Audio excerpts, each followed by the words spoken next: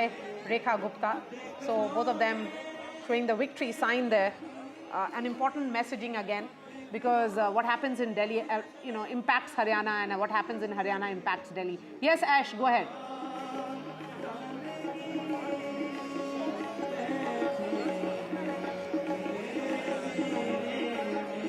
Well, certainly it's a day of celebration for the Bharatiya Janata Party, and of course a show of strength as well of the NDA, and that's what we are witnessing from the stage over here, where all the chief ministers, deputy chief ministers have now arrived of almost 15 states.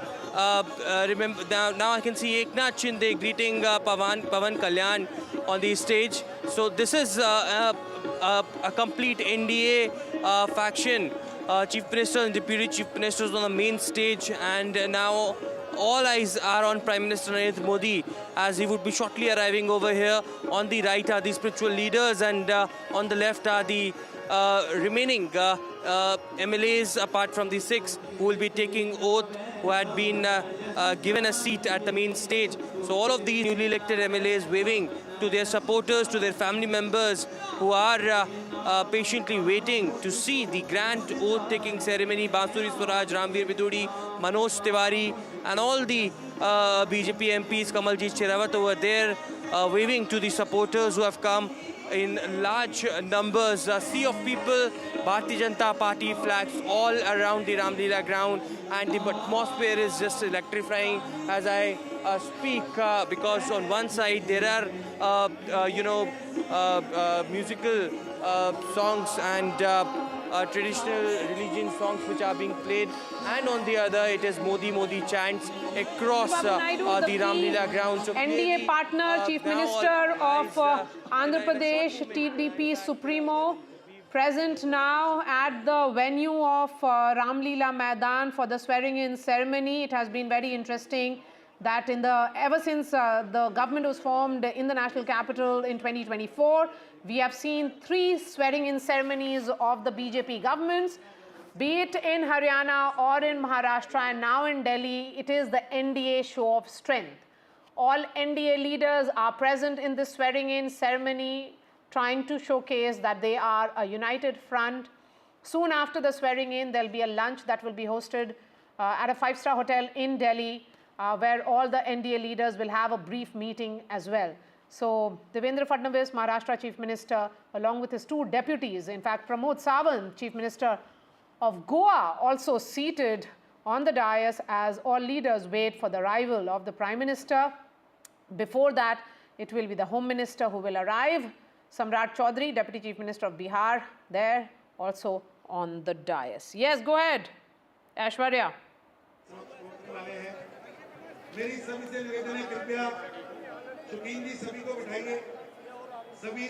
Well, now finally Chandrababu Naidu there on the stage. Devendra Fadnavis, Eknath Shinde, Ajit Pawar on the left, Pramod Sawant and Jay Panda, they're meeting all of these dignitaries. Konark Sangma also arriving, Pawan Kalyan. It is, of course, the JDU representation that we can also see on the stage as far as the NDA partners are concerned. It is the union ministers also who had been given a seat just on the backside as far as the main stage is concerned, and of course the 6 newly elected MLAs who will be sworn in as the cabinet ministers very shortly from now, also waiting very patiently. On the right side of the stage, Nayab Singh Saini, Haryana Chief Minister, also arriving. BJP, remember, won 48 seats in Haryana as well, and it is now 48 seats that BJP backed in the national capital as well. So this victory clearly will change the dynamics of the Bharatiya Janata Party as an organization as well, and therefore Rekha Gupta had been appointed. On this, Sajjan Kumar, let's do a recap for our viewers on the significance of the day. The BJP has had 3 chief ministers in Delhi, but all of them before 1997. Sushma Swaraj for a few months, again Sahib Singh Verma, and also Madan Lal Khurana. But this time it is a generational shift In Rekha Gupta, she's just 50 years old. In terms of power, actually, that's pretty less. Precisely. I mean, when BJP lost power, that was the time when what you call today Gen Zs, they were being born and therefore they have come out of age. So this is the time that when Gen Zs is the buzzword, BJP is having its chief minister who represented the student politics that time. Two also, this is also now, if you look from generational perspective, there are a couple of issues which are structural issues. One, Delhi is all about the Yamuna floodplains and the ridge, and therefore Yamuna is polluted, ridge is shrinking, leading to pollution and lots many health its impact upon the health of the people. So these are the structural problems, and certainly there would be a huge expectation, you know, that as the leader of the government, Rekha Gupta would be steering into those things. Side by side also, mind it, Aam Aadmi Party has lost the mandate, but it also has left certain positive legacy of catering to the poor segment, especially in the sector of education and health. But something that the demography of Delhi and particularly the new generation would be expecting, that besides the conventional structure of the health, also the mental health, stress is something that is emerging as a factor. Overall, this is also, as we have seen, that in the last 10 years, what has happened to the infrastructure of Delhi, you need to compare it with that of Mumbai. You know, in Mumbai, you see a segment wherein you have new sectors, new areas developing BKC. Sajjan, a word on this one. This is an interesting visual. Rajnath Singh has worked with Atal Bihari Vajpayee and Mr. L.K. Advani. So this is an interesting generational meet which is happening here. Rajnath Singh with Rekha Gupta, and certainly he Continuity with change. Continuity with change. Continuity with change is the buzzword, as Adwaita Kala, Indian author and screenwriter, joins us on this broadcast. Adwaita, Delhi will get a woman chief minister in Rekha Gupta.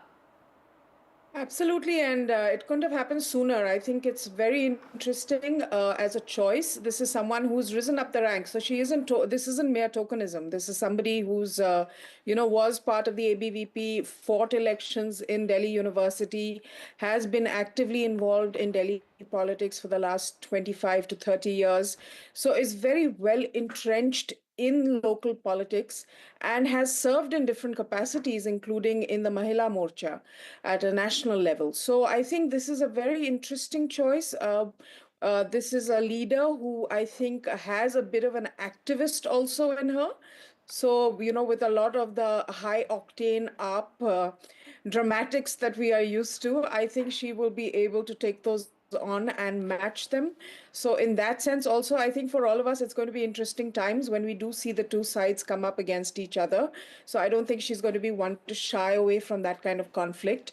So that is also interesting. And most importantly, I think the Prime Minister has promised a city that we can all be proud of, and that for the last decade, we've really seen sinking into the kind of insignificance and malaise that afflicts so many of our big cities in this country and even smaller cities. So I'm hoping, and I'm quite certain, that the Modi guarantee of turning Delhi and NCR into a world-class destination will bear fruit.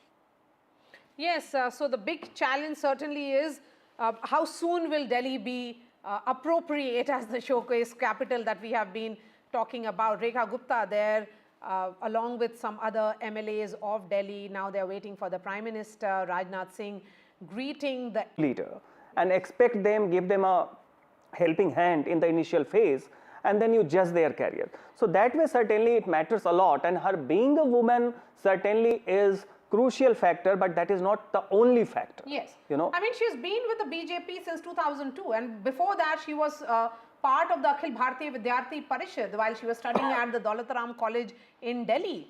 So Adwaita, I mean, she is, we'll try and connect with Adwaita as well. So, here, Sajjan, we are talking about the role of someone like Rekha Gupta, completely low profile, yes, but strong RSS background, yes, similar to what we have seen in recent chief ministerial selections, Precisely. Naib Singh Saini. Naib Singh Saini.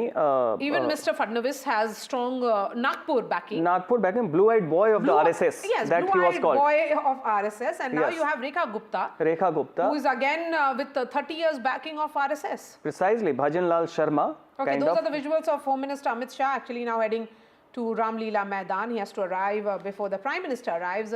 So perhaps, okay, so Rekha Gupta there welcoming Home Minister Amit Shah, the key strategist of the BJP, and JP Nadda, BJP president. Remember, Amit Shah was invested in Delhi. He did tell reporters, all of us, that they are very confident of forming the government. They are very confident of how tables will turn against the Aam Aadmi party. So Home Minister Amit Shah there being welcomed by Rekha Gupta as he arrives at the Ramlila Maidan.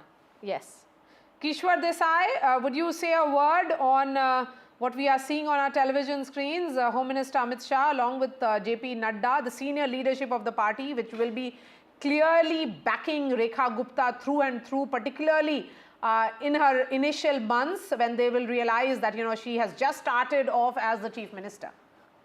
I think there are two sides to this. One is the realism of the moment, because she will require all their support. Whilst we're very happy that she has been given this position, she is, after all, a first-time MLA, and that will mean that she has to present her credentials not only to the city, but to the entire country, that she can do much, much better, even better exceed the expectations that are vested upon her. So I think by Mr. Nadda, Mr. Shah, the Prime Minister, everybody coming there, they are giving her that message. It's not just meant to send a message to all of us, but also to her that we are on your side, we are backing you, we backed you throughout this election. Now we have to all together, that double engine ki sarkar has to work together. So that bit comes for us. So there is a realistic matter behind this also, because everybody, including the party, needs that reassurance that this is going to work.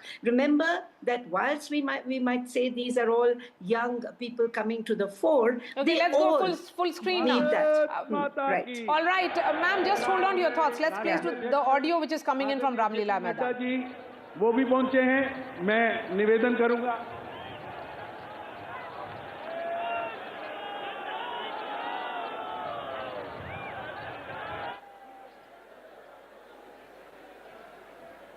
Ramlila Maidan, very interesting there. You can see Home Minister Amit Shah making Chandrababu Naidu sit next to him. Then you have Mr. Nadda and the JDU member in the Union Cabinet, Lalan Singh, sitting next to him, and the JDU working president, Sanjay Jha, sitting next. So the entire sitting arrangement, or seating arrangement as it is called, is very interesting. And now the leaders wait for the arrival of the Prime Minister. Yes, Sajjan. So it's like, bestowing extra respect to your allies, yes, while having a sense of humility among your own CMs from the party. And these things should not become a part of, inflated ego that you often find in the corridors of politics.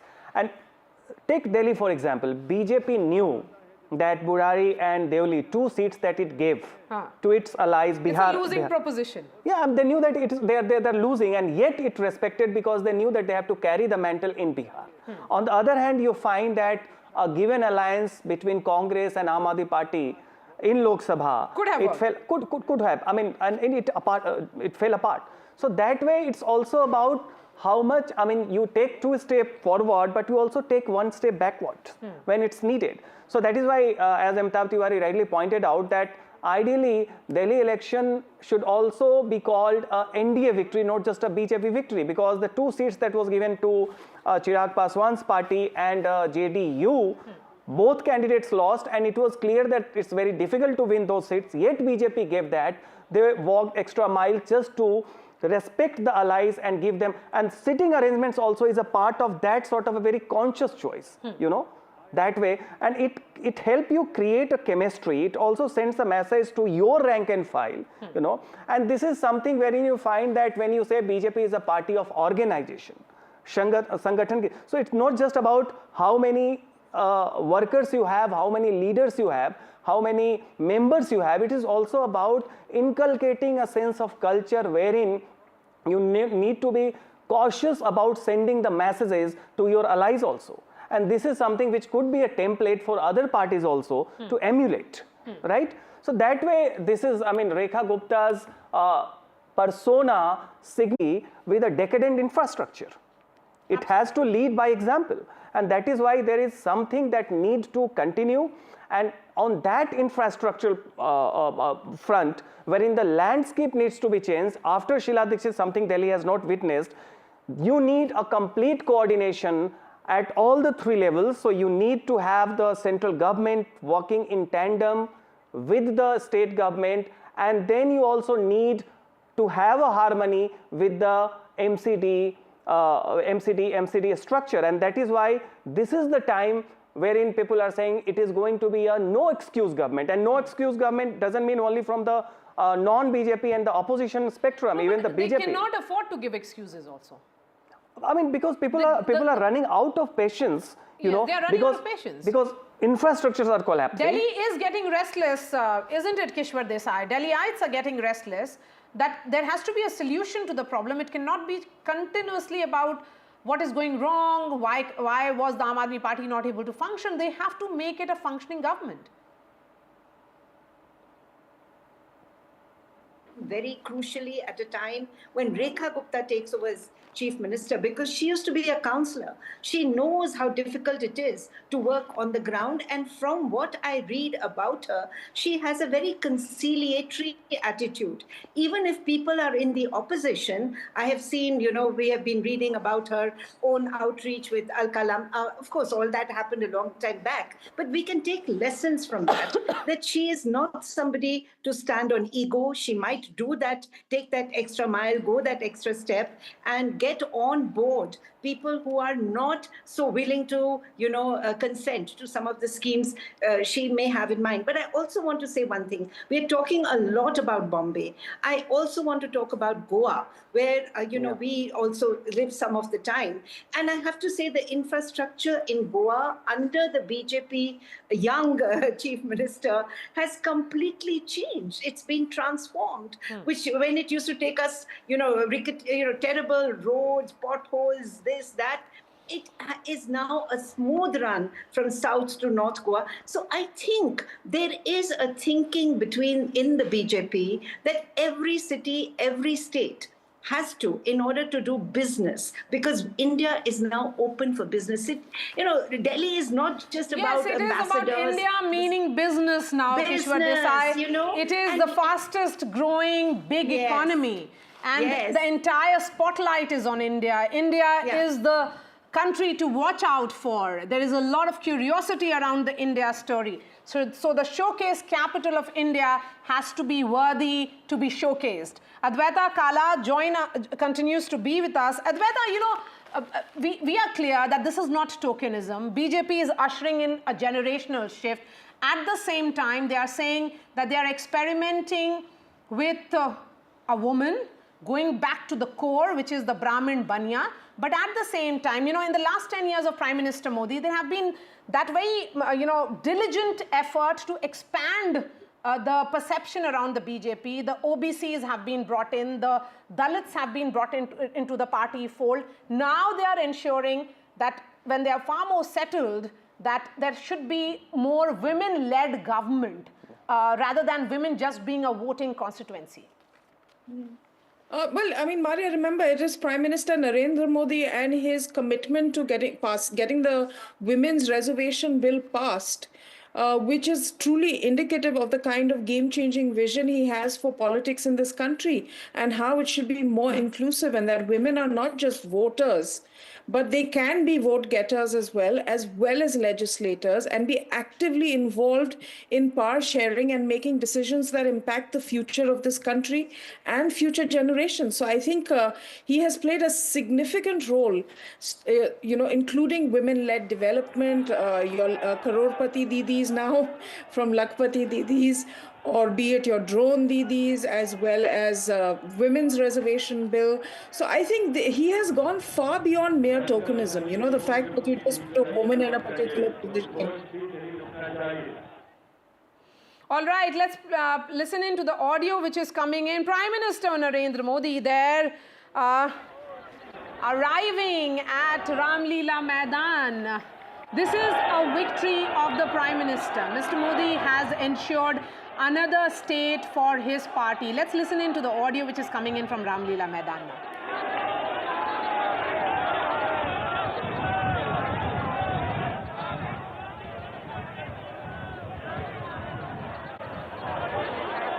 आप सभी अपने अपने स्थान पर ही खड़े होंगे क्योंकि कुछ ही पलों में राष्ट्रगान भी होगा, इसलिए आप सभी अपने अपने स्थान पर ही खड़े रहेंगे। ये अवसर ऐतिहासिक है दिल्ली की जनता के लिए, दिल्ली के लाखों करोड़ों परिवारों के लिए, लोगों के लिए। आज एक स्वर्णिम युग की शुरुआत इस देश की राजधानी दिल्ली में हो रही है देवी और सज्जनों। और इस अवसर पर जबकि शपथ ग्रहण समारोह आरंभ होने वाला है, इस देश के यशस्वी प्रधानमंत्री, विकसित भारत के शिल्पी माननीय श्री नरेंद्र मोदी जी का शुभागमन हम सबके बीच मंच पर हुआ है। पूरी ऊर्जा के साथ, कर्तव्य भर के साथ अभिनंदन और वंदन माननीय प्रधानमंत्री महोदय का। और आप सबसे निवेदन है कि आप सभी अपने अपने स्थान पर खड़े रहेंगे क्योंकि अब समय है कुछ ही पलों में। और इस अवसर पर इस मंच की बाईं तरफ विशेष मंच जहां संतगण की गरिमामयी उपस्थिति है, उनका भी अभिनंदन वंदन माननीय प्रधानमंत्री महोदय की ओर से।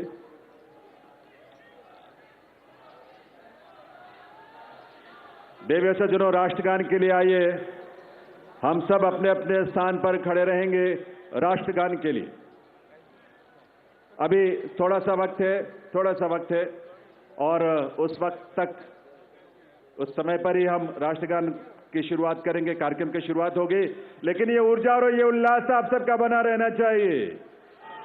वंदे वंदे वंदे भारत माता की, भारत माता की, भारत माता की। ये घोष, ये उद्घोष सिर्फ देश नहीं, सिर्फ दिल्ली नहीं, बल्कि पूरी दुनिया आज इसका साक्षी बन रही है। और आप सब जो यहाँ बैठे हैं इसका साक्षी बन रहे हैं। और आपके माध्यम से और तमाम अलग अलग प्लेटफॉर्म्स पर देश और दुनिया भर के लोग दिल्ली में इस नए इतिहास, स्वर्णिम युग की शुरुआत का साक्षी बन रहे हैं। ईश्वर की असीम कृपा से आज दिल्ली एक नए इतिहास और स्वर्णिम इतिहास की रचना के लिए आगे बढ़ रही है देवी और सज्जनों। और इसमें इस देश के और इस दिल्ली के तमाम हमारे लाखों युवा, महिलाएं, अन्नदाता, किसान, गरीब, मजदूर सभी शामिल हैं। और ये अवसर हम सब के लिए बहुत विशेष है।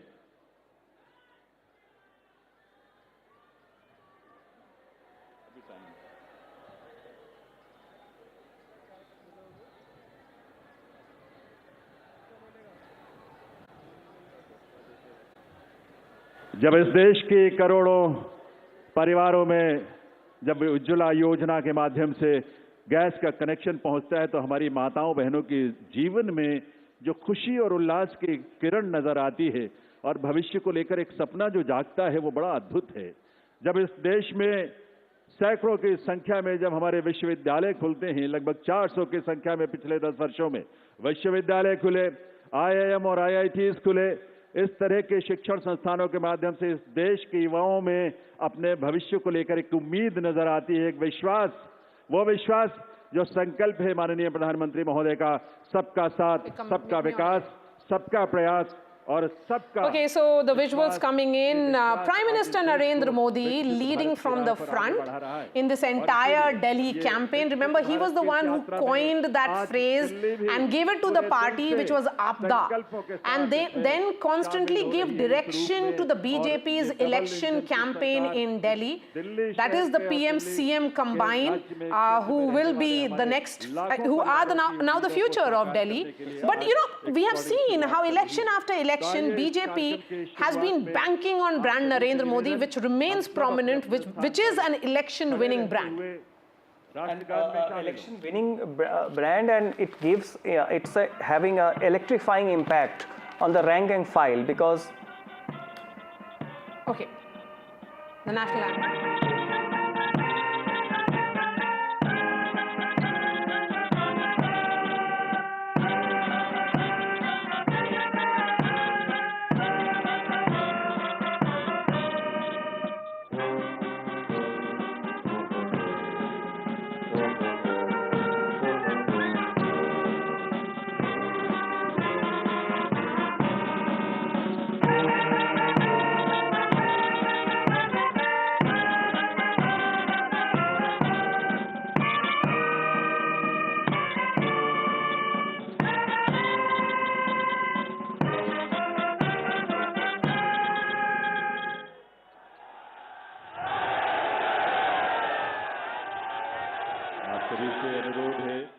आप सभी से अनुरोध है, आप सभी अपने अपने स्थान पर बैठें, अपना स्थान ग्रहण करें।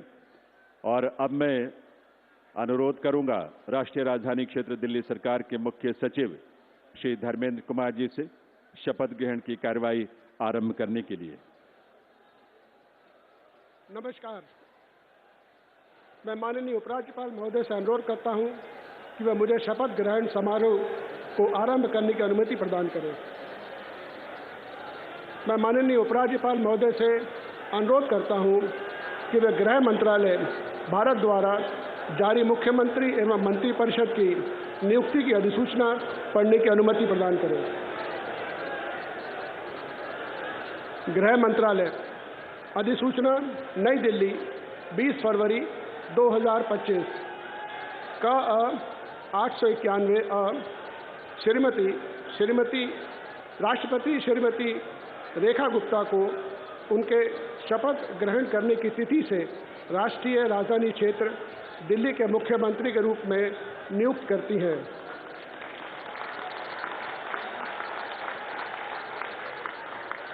हस्ताक्षर प्रवीण कुमार राय, संयुक्त सचिव।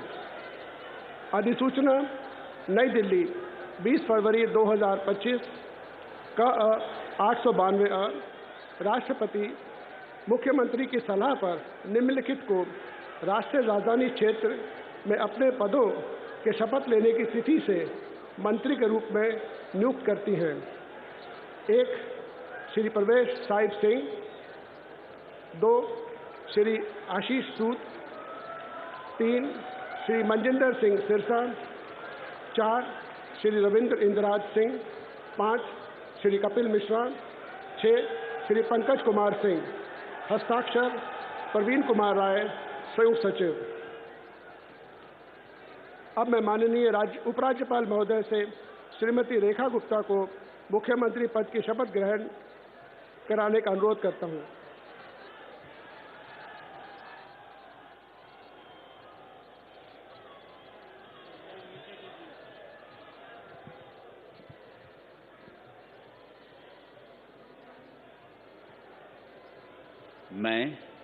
मैं रेखा गुप्ता ईश्वर की शपथ लेती हूँ कि मैं विधि द्वारा स्थापित भारत के संविधान के प्रति सच्ची श्रद्धा और निष्ठा रखूँगी। मैं भारत की प्रभुता और अखंडता अक्षुण्ण रखूँगी। मैं मुख्यमंत्री के रूप में अपने कर्तव्यों का श्रद्धापूर्वक और शुद्ध अंतःकरण से निर्वहन करूँगी तथा मैं भय या पक्षपात, अनुराग या द्वेष के बिना सभी प्रकार के लोगों के प्रति संविधान और विधि के अनुसार न्याय करूँगी।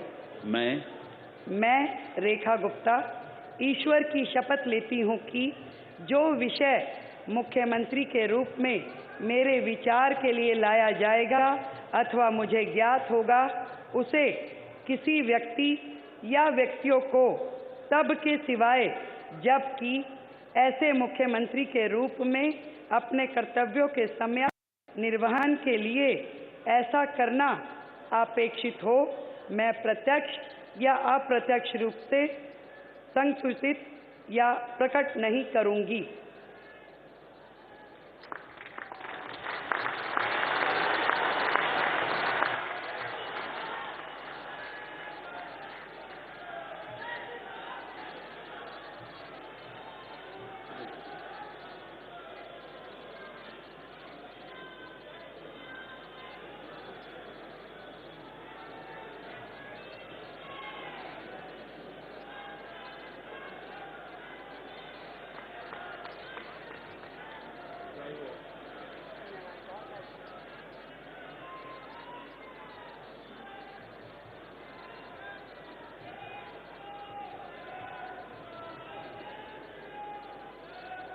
अब मैं माननीय उपराज्यपाल महोदय से मंत्रिपरिषद के सदस्यों के मंत्री पद की शपथ दिलाने का अनुरोध करता हूं।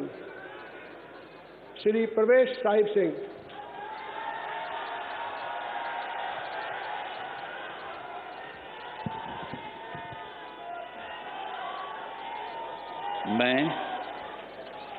मैं परवेश साहिब सिंह ईश्वर की शपथ लेता हूं कि मैं विधि द्वारा स्थापित भारत के संविधान के प्रति सच्ची श्रद्धा और निष्ठा रखूंगा। मैं भारत की प्रभुता और अखंडता को अक्षुण्ण रखूंगा। मैं मंत्री के रूप में अपने कर्तव्यों का श्रद्धापूर्वक और शुद्ध अंतःकरण से निर्वहन करूंगा। मैं भय या पक्षपात, अनुराग या द्वेष के बिना सभी प्रकार के लोगों के प्रति संविधान और विधि के अनुसार न्याय करूंगा। मैं परवेश साहिब सिंह ईश्वर की शपथ लेता हूं कि जो विषय मंत्री के रूप में मेरे विचार के लिए लाया जाएगा अथवा मुझे ज्ञात होगा, उसे किसी व्यक्ति या व्यक्तियों को तब के सिवाय जबकि ऐसे मंत्री के रूप में अपने कर्तव्यों के सम्यक निर्वहन के लिए ऐसा करना अपेक्षित हो, मैं प्रत्यक्ष अथवा अप्रत्यक्ष रूप से संसूचित या प्रकट नहीं करूंगा। जय हिंद।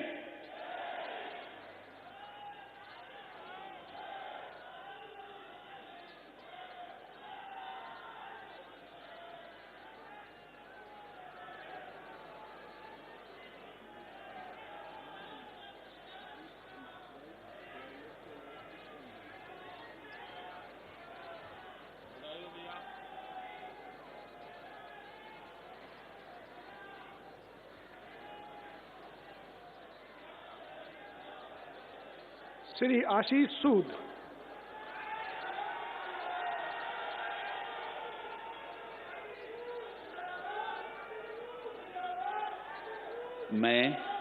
मैं आशीष सुशीला मदन गोपाल सूद ईश्वर की शपथ लेता हूं कि मैं विधि द्वारा स्थापित भारत के संविधान के प्रति सच्ची श्रद्धा और निष्ठा रखूंगा। मैं भारत की प्रभुता और अखंडता को अक्षुण्ण रखूंगा। मैं मंत्री के रूप में अपने कर्तव्यों का श्रद्धापूर्वक और शुद्ध अंतःकरण से निर्वहन करूंगा तथा मैं भय या पक्षपात, अनुराग या द्वेष के बिना सभी प्रकार के लोगों के प्रति संविधान और विधि के अनुसार न्याय करूंगा। मैं आशीष सुशीला मदन गोपाल सूद ईश्वर की शपथ लेता हूं कि जो विषय मंत्री के रूप में मेरे विचार के लिए लाया जाएगा अथवा मुझे ज्ञात होगा, उसे किसी व्यक्ति या व्यक्तियों को तब के सिवाय जबकि ऐसे मंत्री के रूप में अपने कर्तव्यों के सम्यक निर्वहन के लिए ऐसा करना अपेक्षित हो, मैं प्रत्यक्ष अथवा अप्रत्यक्ष रूप से संसूचित या प्रकट नहीं करूंगा। भारत माता की जय।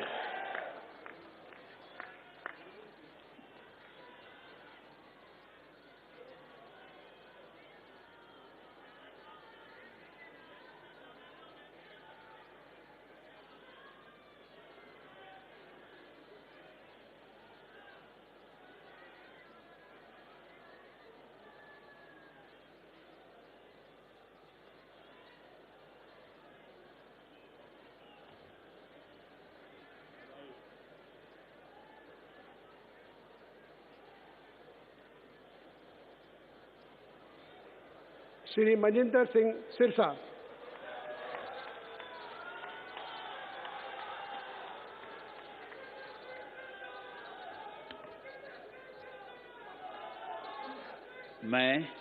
मैं मनजिंदर सिंह सिरसा परमात्मा ਦੀ ਸਹੁੰ ਚੁੱਕਦਾ ਹਾਂ ਕਿ ਕਾਨੂੰਨ ਵੱਲੋਂ ਸਥਾਪਿਤ ਭਾਰਤ ਦੇ ਸੰਵਿਧਾਨ ਲਈ ਸੱਚੀ ਸ਼ਰਧਾ ਅਤੇ ਵਫਾਦਾਰੀ ਰੱਖਾਂਗਾ। ਮੈਂ ਭਾਰਤ ਦੀ ਪ੍ਰਭੁਤਾ ਅਤੇ ਅਖੰਡਤਾ ਬਰਕਰਾਰ ਰੱਖਾਂਗਾ। ਮੈਂ ਮੰਤਰੀ ਦੇ ਰੂਪ ਵਿੱਚ ਆਪਣੇ ਕਾਰਜਾਂ ਦਾ ਨੈਤਿਕ ਤੌਰ ਤੇ ਸ਼ਰਧਾਪੂਰਵਕ ਜ਼ਿੰਮੇਵਾਰੀ ਨਿਭਾਉਂਦੇ ਅਤੇ ਮੈਂ ਡਰ, ਪੱਖਪਾਤ, ਵੈਰ, ਵਿਰੋਧ ਤੋਂ ਬਿਨਾਂ ਸਾਰੇ ਲੋਕਾਂ ਦੇ ਪ੍ਰਤੀ ਸੰਵਿਧਾਨ ਅਤੇ ਕਾਨੂੰਨ ਮੁਤਾਬਕ ਨਿਆਂ ਕਰਾਂਗਾ। ਮੈਂ ਮਨਜਿੰਦਰ ਸਿੰਘ ਸਿਰਸਾ ਪਰਮਾਤਮਾ ਦੀ ਸਹੁੰ ਚੁੱਕਦਾ ਹਾਂ कि जो भी विषय मंत्री के रूप में मेरे विचार अधीन लिया जाएगा या मैनू पता होएगा उसनों किसी व्यक्ति या व्यक्तियों नूं जदों तक अजिहा विषय मंत्री के रूप में अपनियां जिम्मेवारियां निभाउंदे होए लाजमी ना होवे मैं सीधे या असिधे रूप में किसी नूं दसांगा नहीं अते ना ही प्रगट करांगा। भारत माता की। वाहिगुरू जी का खालसा वाहिगुरू जी की फतेह।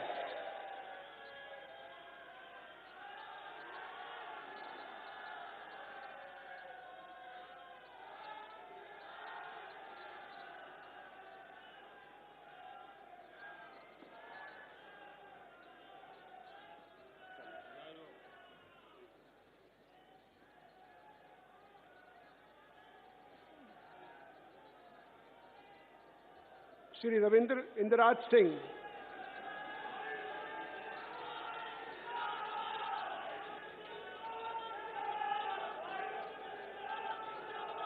मैं रविंद्र इंद्राज सिंह ईश्वर की शपथ लेता हूं कि मैं विधि द्वारा स्थापित भारत के संविधान के प्रति सच्ची श्रद्धा और निष्ठा रखूंगा।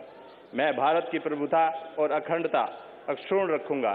मैं मंत्री के रूप में अपने कर्तव्यों का श्रद्धापूर्वक और शुद्ध अंतःकरण से निर्वहन करूंगा तथा मैं भय या पक्षपात, अनुराग या द्वेष के बिना सभी प्रकार के लोगों के प्रति संविधान और विधि के अनुसार न्याय करूंगा।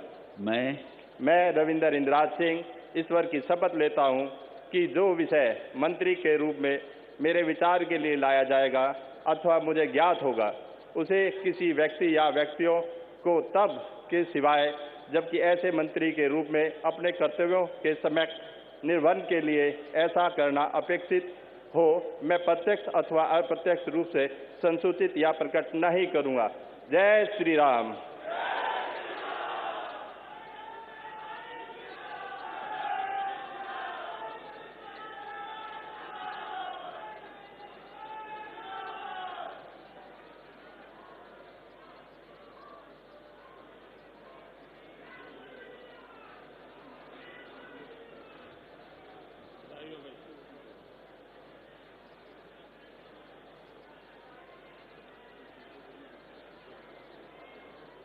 श्री कपिल मिश्रा।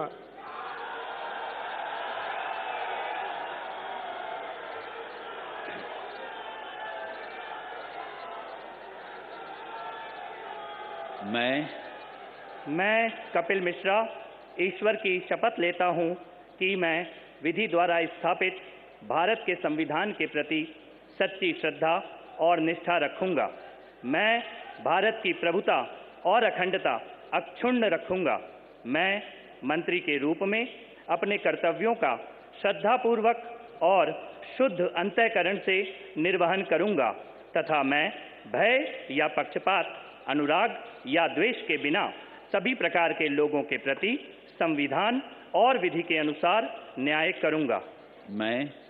मैं कपिल मिश्रा ईश्वर की शपथ लेता हूं कि जो विषय मंत्री के रूप में मेरे विचार के लिए लाया जाएगा अथवा मुझे ज्ञात होगा उसे किसी व्यक्ति या व्यक्तियों को तब के सिवाय जबकि ऐसे मंत्री के रूप में अपने कर्तव्यों के सम्यक निर्वहन के लिए ऐसा करना अपेक्षित हो मैं प्रत्यक्ष अथवा अप्रत्यक्ष रूप से संसूचित या प्रकट नहीं करूंगा।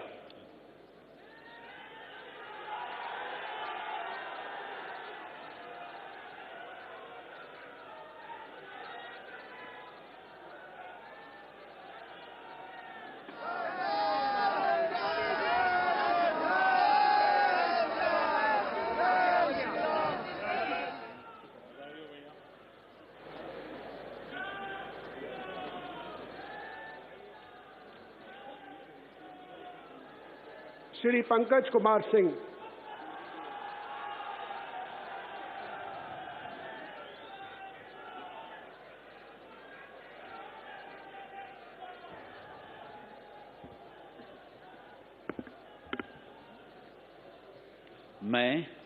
मैं डॉक्टर पंकज सिंह ईश्वर की शपथ लेता हूं मैं विधि द्वारा स्थापित भारत के संविधान के प्रति सच्ची श्रद्धा और निष्ठा रखूंगा। मैं भारत की प्रभुता और अखंडता को अक्षुण्ण रखूंगा। मैं मंत्री के रूप में अपने कर्तव्यों का श्रद्धापूर्वक शुद्ध अंतःकरण से निर्वहन करूंगा तथा मैं भय या पक्षपात, अनुराग या द्वेष के बिना सभी प्रकार के लोगों के बीच संविधान और विधि के अनुसार न्याय करूंगा। मैं डॉक्टर पंकज कुमार सिंह ईश्वर की शपथ लेता हूं कि जो विषय मंत्री के रूप में मेरे विचार के लिए लाया जाएगा अथवा मुझे ज्ञात होगा उसे किसी व्यक्ति या व्यक्तियों को तब तक सिवाय जबकि ऐसे मंत्री के रूप में अपने कर्तव्यों के सम्यक निर्वहन के लिए ऐसा करना अपेक्षित हो, मैं प्रत्यक्ष अथवा अप्रत्यक्ष रूप से संसूचित या प्रकट नहीं करूंगा। जय सिया राम।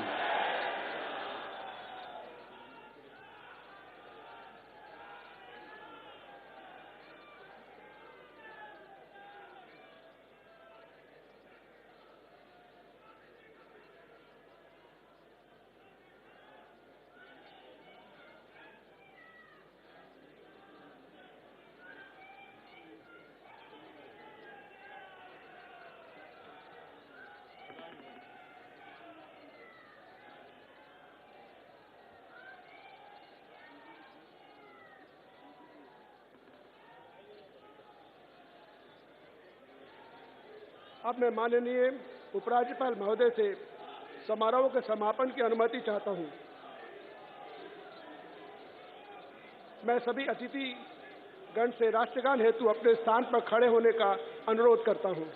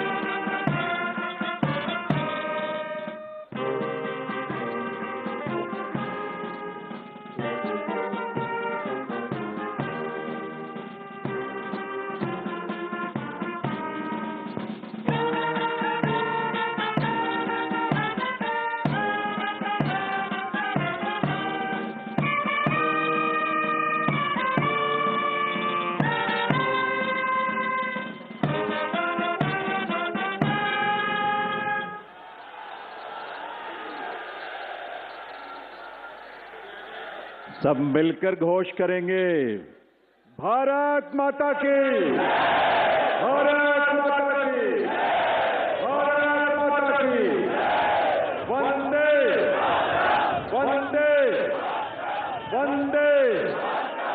दिल्ली के नए नेतृत्व को और नए मंत्रियों को आप सबके करतल ध्वनि के साथ ये नया दायित्व जिसकी आज शुरुआत होने जा रही है, आप सबके विश्वास के साथ, आप सबके सहयोग के साथ अपना आशीर्वाद जरूर दीजिए, करतल ध्वनि के साथ अपनी शुभकामनाएं दीजिए।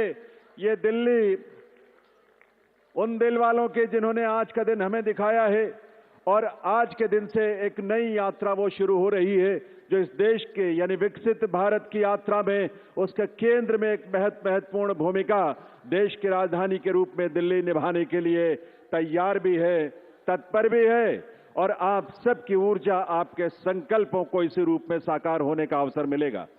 एक बार करतल ध्वनि के साथ आभार माननीय प्रधानमंत्री महोदय का, आप सबके करतल ध्वनि के साथ बहुत बहुत आभार माननीय श्री नरेंद्र मोदी जी का, उनकी गरिमामयी उपस्थिति के लिए, उनके नेतृत्व के लिए, उनके उस विजन के लिए जो आज विकसित भारत के रूप में साकार हो रहा है। इसके साथ ही इस मंच पर गरिमामयी उपस्थिति माननीय केंद्रीय गृह एवं सहकारिता मंत्री आदरणीय श्री अमित शाह जी, माननीय केंद्रीय रक्षा मंत्री राजनाथ सिंह जी एवं अन्य सभी मंत्रीगण का बहुत बहुत आभार। आभार के लिए आपकी तालियों की दरकार है। A first-time MLA from Shalimar Bagh and an experienced municipal councillor, Rekha Gupta, is Delhi's 4th woman chief minister. She will now be holding the top job in Delhi. It's a return of power for the BJP after 3 decades, and hence Rekha Gupta has a huge responsibility going ahead. A word on the Council of Ministers, the messaging to Purvanchalis cannot be missed. There are 2 Purvanchalis in this list of 6. The next big battleground for the BJP is the state of Bihar. Sajjan? Yeah, precisely. I mean, you have Dr. Pankaj Singh, Kapil Mishra, 2 Purvanchali faces, and certainly when you see the oath-taking ceremony is attended by the allies, and when next battleground is Bihar, certainly the Purvanchal factor, I mean, its significance cannot be missed. It's not just a coincidence, it's a deliberate choice. While these leaders have their own significance in the politics of Delhi, they are also conveying a message to the electorates and the voters in Bihar that Delhi is representing them, you know. And remember the scenario when the battle for Bihar begins, you know, this time these leaders will also be campaigning, and the kind of Purvanchali segment and a significant portion from the Bihar who work here but who still have their voting in back home in Bihar, they go there, they would be taking this buzz along with that. And in new generation who are not that much beholden to the politics of late 80s and 90s, you know, the Mandal Kamandal, who are making their moves as per their relatedness, the leaders that they see, certainly it will add some traction. I am not Yes, sure about... I mean, if you have a Mohan Yadav in a state which is not predominantly Yadav-centric, like Yes. Madhya Pradesh. Less than 5% Yadavs are and you there. have, and that is going to impact the narrative in Uttar Pradesh and Bihar, where you have like Yadavs in almost like 15 to 20%. Yeah. That's a high percentage. But Advaita, you know, we have the 4th woman chief minister in Rekha Gupta.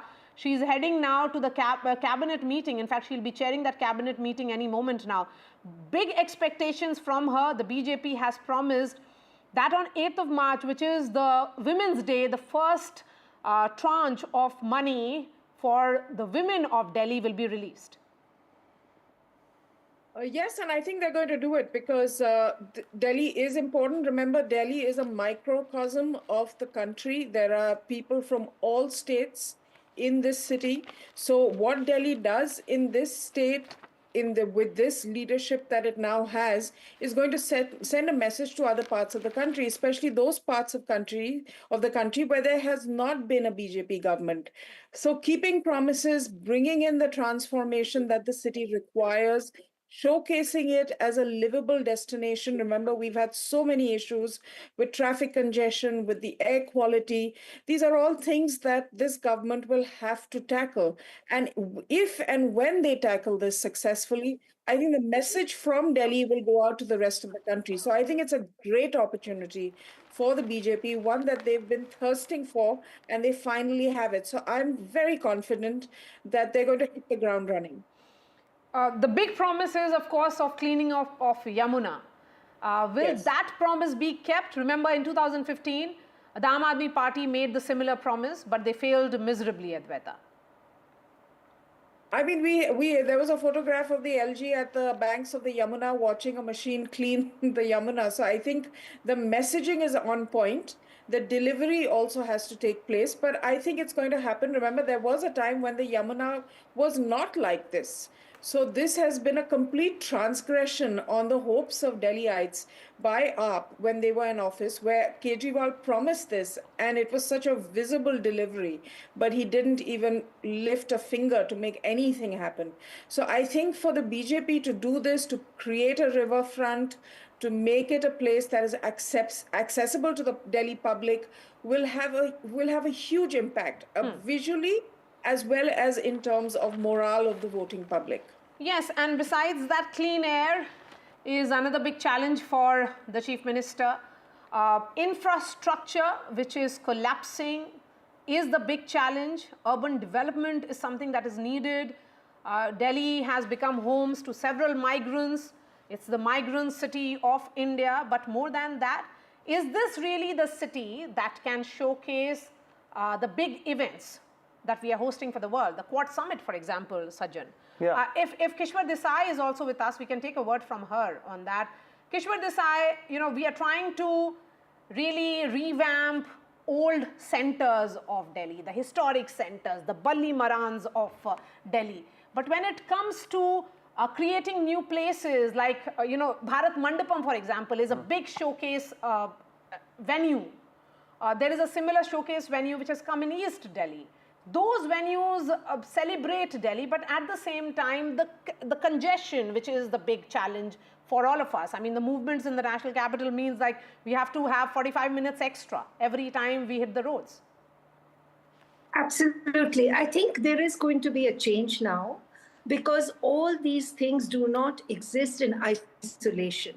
You know, when we talk about clean air, we talk about pollution, we talk about other things, they are linked inextricably to the public transport that we use and what is happening on the roads of Delhi. So I agree with you completely that probably one of the first things that she is going to do is look at public transport, because that is also linked to security, that is also linked to many other issues, mobility of the working class. And like we have been discussing, that the last time this issue was taken up was during Sheila Dikshit's government, and we were very lucky that the metro came through, and of course the BJP government has been supporting that. But now they can do more. They can actually remove some of the congestion.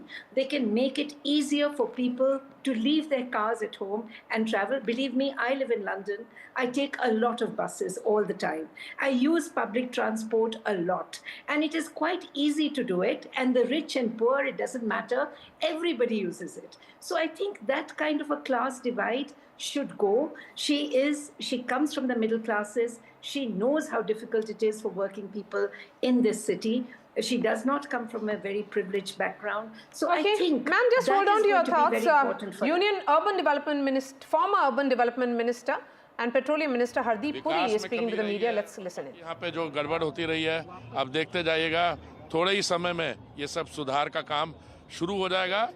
और जैसे माननीय प्रधानमंत्री जी ने कहा, हमारी party के ने कहा, जो हमारे कितनी बारी आप जीते हो, फोर्थ टाइम, ये हमारे जो कार्यकर्ता हैं, जो एक्सपीरियंस्ड एमएलएज हैं, ओम प्रकाश जी, इनको पंडित जी कहते हैं। हाँ। Okay, reaction coming in from Union Minister Hardeep Puri there, who gave a brief reaction while exiting the venue. But let's come and discuss the points being made about the diverse use of the capital, the caste in the community. But because, you know, the composition of the incoming cabinet, the first that the BJP is having after 27 long years, is including a Jat leader, a Sikh leader, a scheduled caste, a Punjabi, a Brahmin. Okay, more sound bites coming in.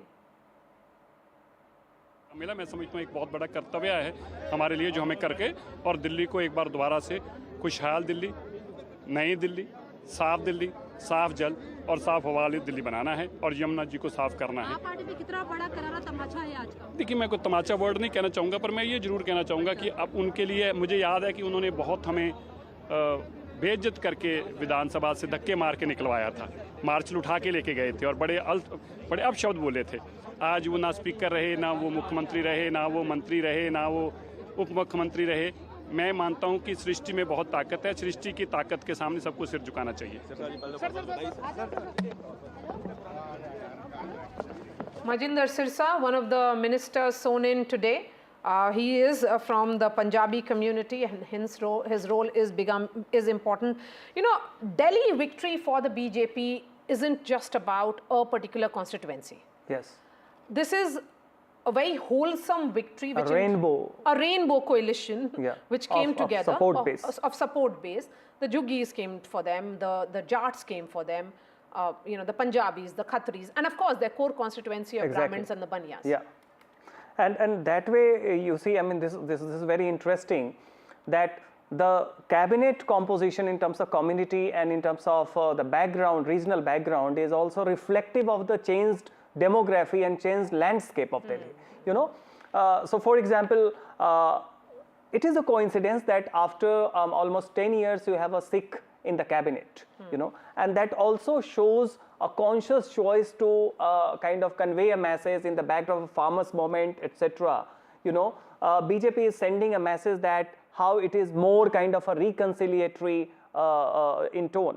Purvanchalis are 2 voters. Then come the Dalit constituency. You have the representative, because you have to give the face when still a significant section of the Dalit community Dalit-dominated constituencies voted for Aam Aadmi Party. Still, they have the slight Delhi will be edge. different Delhi from now onwards. So also the Aap party tenure now finished, and now the BJP tenure has been start. So do you believe that the BJP tenure will go very smoothly? Not only smoothly, extraordinary performance. Every citizen of this country will be proud of it. What is your comment on Arvind Kejriwal? I don't want to comment now. Today, I'm telling you, only wealth has to be created, development has to take place, then welfare and empowerment we have to do automatically. 47 years, BJP got the Delhi seat. So do you really excited? And from the woman, from the Rekha Gupta ji, she is a woman, and now she became the chief minister. No, we are very happy. Now new era is started in Delhi. Excellent development is going to take place. For the last 10 years, it didn't work well in Delhi. Now it is a new era. Thank you so much.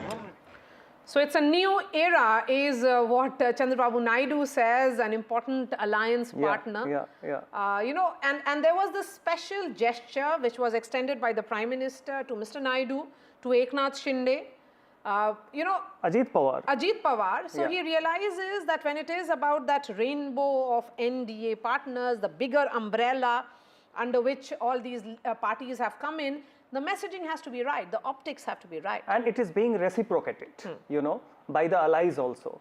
And more than that, what is important about besides the representativeness of the cabinet, you know, in terms of the demography, caste, community, regional background, etc. What is also important that this is the moment, and in the last, one decade, there has been an increasing unease among the residents in Delhi, that as if they are compelled to live here because of professional commitment. You know, the sense of ease in everyday life, that you enjoy your city. You go to the, other metropolitan areas, say for example, Bangalore, even Hyderabad, Mumbai, Pune, you know, there is a sense of ease, people enjoy. In Delhi, the kind of pollution, the traffic congestion, the sort of inundation of areas during the monsoon, etc., it has given a sense that what has happened to the ease in the everyday life of the residents in Delhi. And that is why this is the time to create an infrastructural landscape which gives people a sense of enjoying their everyday life. You know, you go to Ahmedabad, you have a riverfront on Sabarmati, you have walking kind of entire lanes, and this is something which has been planned since late 1990s. I remember when Jagmohan was the urban development minister in NDA 1 government. You know, at that time there was a plan to create a riverfront wherein people could go, enjoy. So the public access places. This is something wherein you need a paradigm shift. It's not just about changing, bringing some degree of changes. It is about the directionality, the paradigm, the quantum jump that is needed. And overall marker will be the subjective sense of people's ease of living in Delhi. You know, we talk about ease of doing business. It is also about ease of living. Ease of living. Yes. You know, I mean, living in the national capital is such a task. You go outside and feel, oh, what a relief. What a relief. We have left Delhi. Kishwar Desai, as a Delhiite, do you lament the drudgery which one has to go through? Oh, absolutely. But I just want to say one thing about the ministers that were being sworn in. It was such a delight because I am a Punjabi. So I was so delighted to hear the Punjabi that Mr. Sirsa spoke. And I think in there was also a subtle message being sent to the people in Punjab, where I belong and where we are really, again, lamenting what is happening in that state. So, there are aspirational people who live there as well, who would like to see that some of the changes that we hopefully will see in Delhi will also come into the cities of Punjab, into the rural areas of Punjab, and why not? Because if the government is determined, if the government moves forward with the right kind of mandate, as it has got here now, then I think, and I also want to add one thing about Rekha Gupta herself. One more point is that, we are talking about 1/3 majority of women in parliament. The introduction of 1/3 women in parliament, it is people like her that will encourage other women to step forward, because her career has been one of hard work. And therefore, I think we will all see it being reflected in what she does next. Yes, there is going to be, all a lot eyes of will hard be work. on Rekha Gupta, what she does next, what will be her first move also as the Chief Minister, what is the big decision this cabinet will be taking. All eyes will be on Rekha Gupta and 6 others who have been sworn in. So, Kishwar Desai and Sajjan Kumar, pleasure that you could give us time here on NDTV. We are slipping into a short break. This remains our top focus. Lots more news on the new Council of Ministers that have been sworn in for Delhi. The BJP has got power in Delhi after 3 decades. It's a special day for the Bharatiya Janata Party.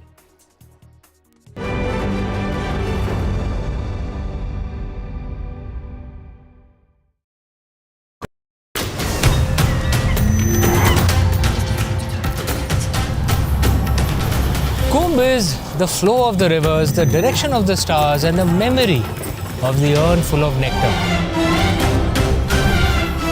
I'm here to tell you the story of Kumbh. Watch Mahakumbh Tales with me, Amish Tripathi, only on NDTV.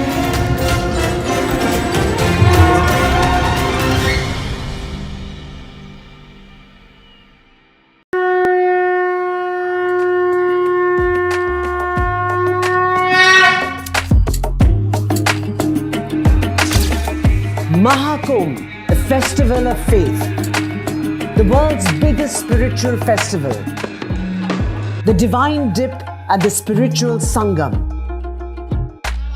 a sacred confluence of faith, culture and heritage. NDTV's mega coverage of the Mega Fest. NDTV at Mahakumbh 2025.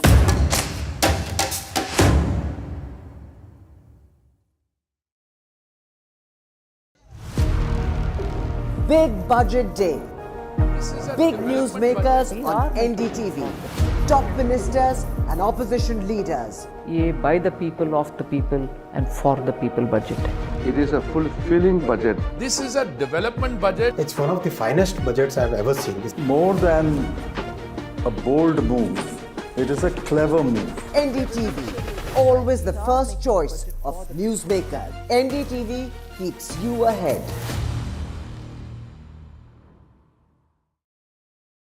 I've been reporting on all issues, big and small, from Andhra Pradesh, Telangana, rest of South India, bringing you all the action, all that you need to know, all that you want to know. The energy of Maximum City is infectious. I bring in that energy in our news coverage from financial capital, Mumbai. Covering from the southernmost part of India over the last 23 years, I bring in-depth and 360-degree coverage from the Dravidian heartland. The land of Mishti is also known for its bitter politics. I have seen much water flow under the Howrah Bridge, covering Bengal in all its vivid colors.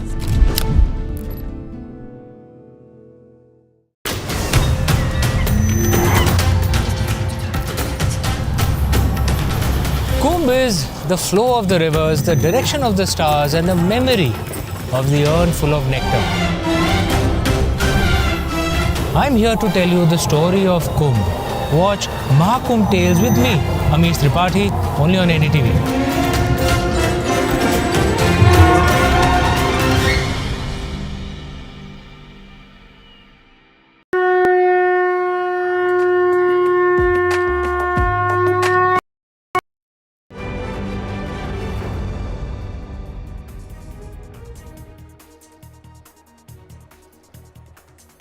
Rekha Gupta takes oath as Delhi Chief Minister. 4th woman Chief Minister of the National Capital speaks to NDTV, says will ensure big Delhi overhaul.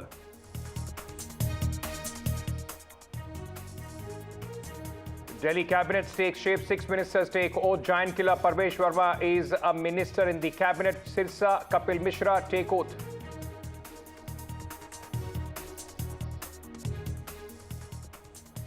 NDA show of strength in the national capital. BJP ends rout after nearly 3 decades. Prime Minister Modi, Amit Shah share stage with NDA leaders, chief ministers, deputy chief ministers, all present at the oath-taking ceremony. Lokayukta to file closure report in the Muda scam in Karnataka. BJP fumes at Karnataka Lokayukta's probe, says probe by and for Siddaramaiah.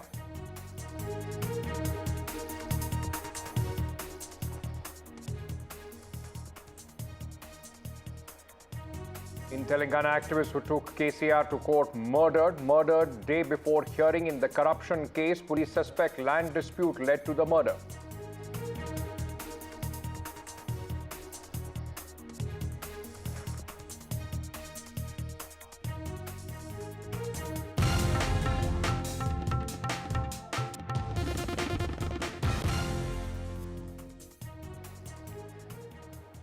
Good afternoon and welcome to NDTV. I am Ankit Tyagi. Big day for the Bharatiya Janata Party in the national capital, getting a chief minister after 27 years. And the last time the BJP was in power, it was Sushma Swaraj in 1998 who was the chief minister, and this time in 2025 coming back to power once again, a woman at the helm of the affairs in the national capital. Rekha Gupta took oath today as the chief minister of Delhi.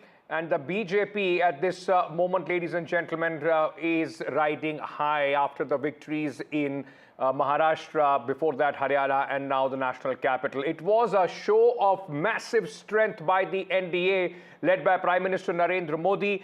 Rekha Gupta, remember, is the first time BJP MLA, but has been a long, BJP, RSS activist worker. She is the fourth woman chief minister of the national capital and BJP's only woman chief minister across all the states that BJP and NDA is in power. As I said, there were massive show of strength. All NDA chief ministers, deputy chief ministers, all present at this stage. The cabinet also took oath today, but let me very quickly first go across to my colleague Shreya, who is joining us with more details at this moment. Shreya, massive show of strength by the BJP, the only woman NDA chief minister across the country, and it was celebrated, and celebrated how?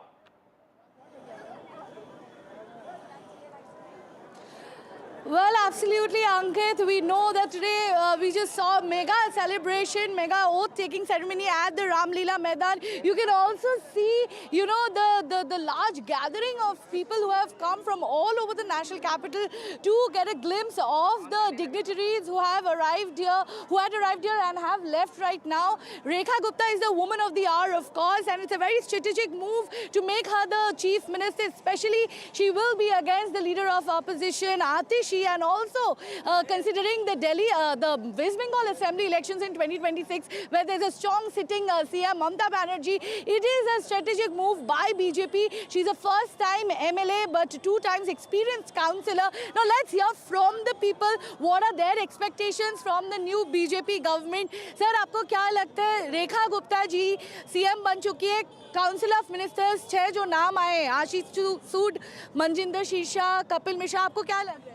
ये एकदम दिल्ली के जो जनसंख्या का तरीका है, जो यहाँ पर डेमोग्राफी जनसंख्या की, उसके अनुसार एकदम परफेक्ट एकदम कॉम्बिनेशन है जो भारतीय जनता पार्टी ने इनका, जिन्होंने रेखा गुप्ता के रूप में मुख्यमंत्री उन्होंने शपथ ली है, तो उनका जो कैबिनेट है ना, वो जनता के सभी वर्गों का प्रतिनिधित्व करता है. Definitely the cabinet ministers definitely reflect the social fabric of Delhi, of the national capital. But talking about women empowerment, that is of course in the limelight right now, and women's issues will be taken into consideration now that we have our 4th woman CM. Ma'am, आपको क्या लगता है कि क्या-क्या मुद्दे आगे रहेगा अभी? देखिए, मुद्दे तो यही हैं कि अभी हमारी तो खुशी की बात यह है कि हमारे लिए एक महिला दिल्ली में मुख्यमंत्री बनी है. तो मुद्दे दिल्ली के देखिए विकास का ही मुद्दा है, तो विकास पे ही काम होगा इस बार. और भाजपा जब बोलती है तो वो करके दिखाती है. तो हम मोदी जी को भी धन्यवाद कहते हैं कि महिला को सम्मान दिया. रेखा जी के साथ साथ मैं तो पूरे भारत के महिलाओं का सम्मान समझती हूँ, उन्होंने पूरी भारत की महिलाओं को सम्मान दिया है. Of course, there are issues of women's safety and more job creation for women that will be highlighted now more than ever. But let's get talking to other people also. Sir, आपको क्या लग रहा है? बहुत अच्छा लग रहा है. आप अंदर गए थे, कैसा लगा माहौल? अंदर बहुत अच्छा माहौल है, सभी में बहुत उत्साह है और काफ़ी प्रसन्न है कि एक नए युग का सूत्रपात आज हो रहा है, जिससे कि 27 साल बाद तो ये सरकार बन रही है और 32 साल बाद ये शपथ ग्रहण समारोह आज हुआ. इसमें लोग बहुत उत्साही हैं और सभी को लगता है कि दिल्ली का जो विकास जो रुका हुआ था, वो विकास की पटरी बहुत तेजी से भागेगी, क्योंकि अब डबल नहीं ट्रिपल इंजन की सरकार दिल्ली में होगी. ट्रिपल इंजन का सरकार आप क्यों बता रहे हो? क्योंकि एमसीडी इलेक्शन है अप्रैल में, इसीलिए. एमसीडी में भी भारत भारतीय जनता पार्टी सरकार बनेगी और जो दिल्ली का विकास रुका हुआ था वो बहुत तेजी से आगे अब दौड़ेगा। छुटकारा मिलेगा दिल्ली में, बहानेबाजी छुटकारा मिलेगा कि मुझे एलजी कुछ नहीं करने दे रहे, ये कुछ नहीं करने दे रहे। ये डबल इंजन की सरकार कह रही है, ट्रिपल इंजन की सरकार होगी। बहाना नहीं, बदलाव चाहिए, वो उसको हमने चरितार्थ किया है।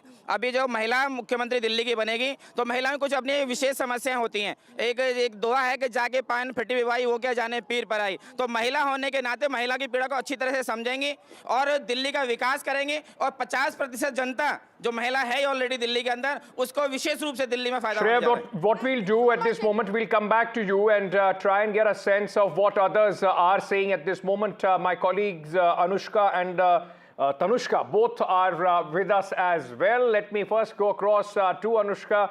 Anushka, you know, for the BJP, of course, a big day of celebrations. What is on the agenda as far as the new cabinet is concerned? What are they going to get cracking on?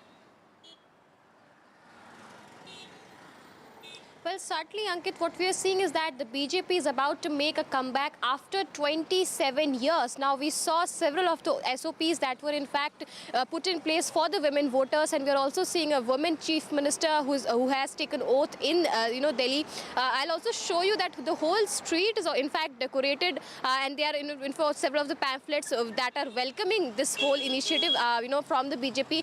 We did see that Rekha Gupta, who said that they will be first of all working upon the pollution issue, the Yamuna pollution issue. Rekha Gupta also said that any of the corruption that happened during the Aam Aadmi party's regime, she will be in fact exposing all of those things. The CAG report will be in fact tabled, because we saw several of the times the BJP and the Aam Aadmi party coming coming together for a face-off regarding whole of these matters. Now we are seeing that after the BJP has taken oath, all of these agendas are on the top that the BJP will in fact be working upon.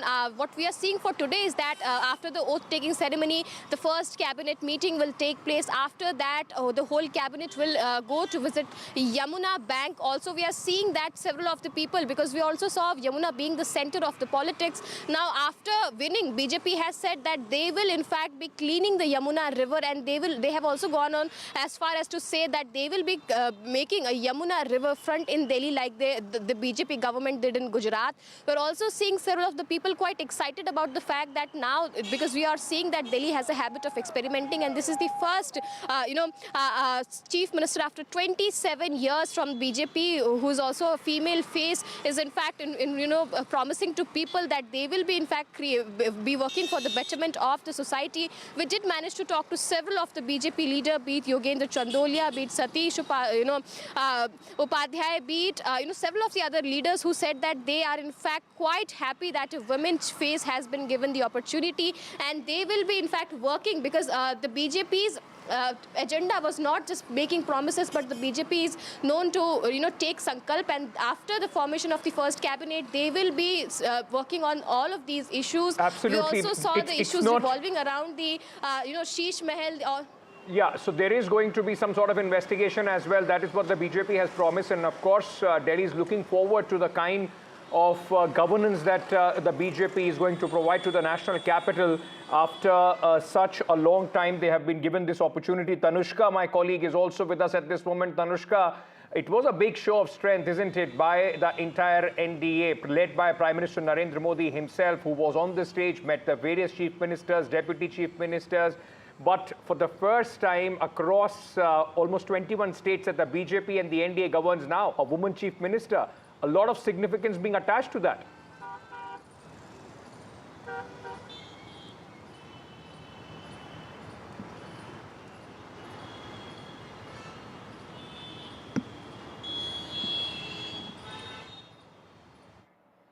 Okay, I think we have lost that connection with my colleague Tanushka. We'll go back to her in just a short. Tanushka, you can hear me? Go ahead, go ahead.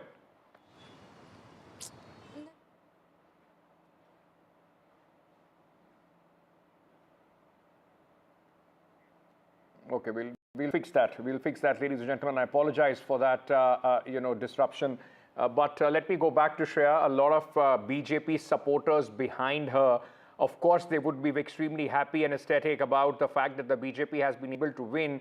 But, Shreya, a lot was in fact being said whether Parvesh is going to the deputy chief minister or not. He's the giant slayer, defeated the top man as far as the Aadmi party is concerned. What do people have to say about, Parvesh Verma, though in the cabinet, not the chief minister, neither the deputy?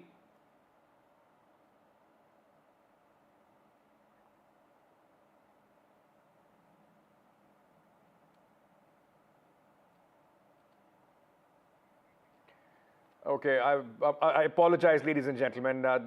We seem to be in a turbulence, as far as our this audio is concerned. We'll try and correct that and come back to you. Tanushka is back with us. I've been told we have fixed that audio line with her. Tanushka, I was asking you earlier that, a big show of strength by the NDA as well, big messaging as well with the woman chief minister. Precisely, Ankit, in this sort of a decision also brings back, their entire election campaign focus on women voters. We also heard from the Prime Minister during the election campaigns. Remember, he was doing these mega rallies across the capital along with other chief ministers of states as well, where he said in one such rally that on International Women's Day, that is March 8th, they will be launching the women's scheme in Delhi, which is, providing rupees 2,500 for women who qualify for this sort of provision for the scheme, and this is tabled for the first cabinet meeting as of now. So keeping that in tandem, and the women voters as well, the women voters have been higher in percentage this time round, and they have definitely, keeping all of this in mind, voted in such a person, and also thereafter very planned and very strong message by making Rekha Gupta the Chief Minister of Delhi. Shifting a little bit now, I am currently at Barakhamba Road right now on our way to Ramleela ground, just showing you around how choked up it is because of this whole massive oath-taking ceremony at Ramleela ground. So the traffic police here are diverting the crowds and the traffic in segments and in batches. So one side is pulled up and the other side is then taken out in this manner. The stretch of road that we're showing right now leads you up to Janpath and CP, which is entirely cordoned off, like it's been made as to a VIP route. As you can see, only VIP cars are passing in through this route, and all other four corners of the Barakhamba crossing is at this point cordoned off so as to maintain proper traffic management at this hour. We understand that Ramleela ground, the massive traffic is out there, of course, because of this oath-taking ceremony. Vasudha is also joining us. She was at the epicenter, ladies and gentlemen, of the big power show of the BJP in the national capital. Vasudha, over to you. A lot of happy faces of the Bharatiya Janata Party I can see behind you. Yes. Absolutely, Ankit. This is a celebration of the end of 27 years of exile. And with me are, of course, the lookalikes of Swami Ramdev and, of course, Amitabh Bachchan. First, let me go to Swami Baba Ramdev's lookalikes. Baba, आपका क्या संदेश है? इसी जो है रामलीला में बहुत साल पहले हमने रामदेव को भी देखा था जी. अभी क्या संदेश है आपका? हाँ जी. अभी क्या संदेश है? संदेश है जी, हमारी ऐतिहासिक जीत हुई है. पूरी भारत सरकार का धन्यवाद और पूरी दिल्ली की जनता का जो कार्यकर्ताओं ने जो मेहनत की है, आप और पाप दोनों साफ कर दिए जनता ने. केजरीवाल जी को बड़ा घमंड था कि मैं दिल्ली का मालिक हूँ, मोदी 7 जन्म ले ले, दिल्ली नहीं जीत सकते. ये उन्होंने ऐसी बातें की थी जो लोगों को खड़क गई. What is your message, sir? And how much have you put in to look exactly like Amitabh Bachchan? Actually, I'm a fan of Mr. Amitabh Bachchan for a long time, and now I am same as Mr. Bachchan, and my specialty is singing, dancing, poetry, KBC, dialect delivery, everything in the same voice of Mr. Bachchan. And wherever I go, every people are excited to get selfie with me, and sometimes they think that he's only Amitabh Bachchan sir is there. So once I met Mr. Amitabh Bachchan in More Hotel, and Jaya Bachchan was also there. And at that time, Jaya Bachchan ji को ये बहुत अचंभित हो गई और वो पहचान नहीं पा रहे थे कि इसमें से मेरा पतिदेव कौन से हैं. And do you always go to places like this? And can you tell us something in Amitabh Bachchan's voice? रिश्तों में तो हम तुम्हारे बाप होते हैं. नमः शहंशाह. लहरों से डरकर नौका पार नहीं होती. लहरों से डरकर नौका पार नहीं होती, कोशिश करने वालों की कभी हार नहीं होती, कभी हार। यमुना से क्या एक्सपेक्टेशंस हैं sir?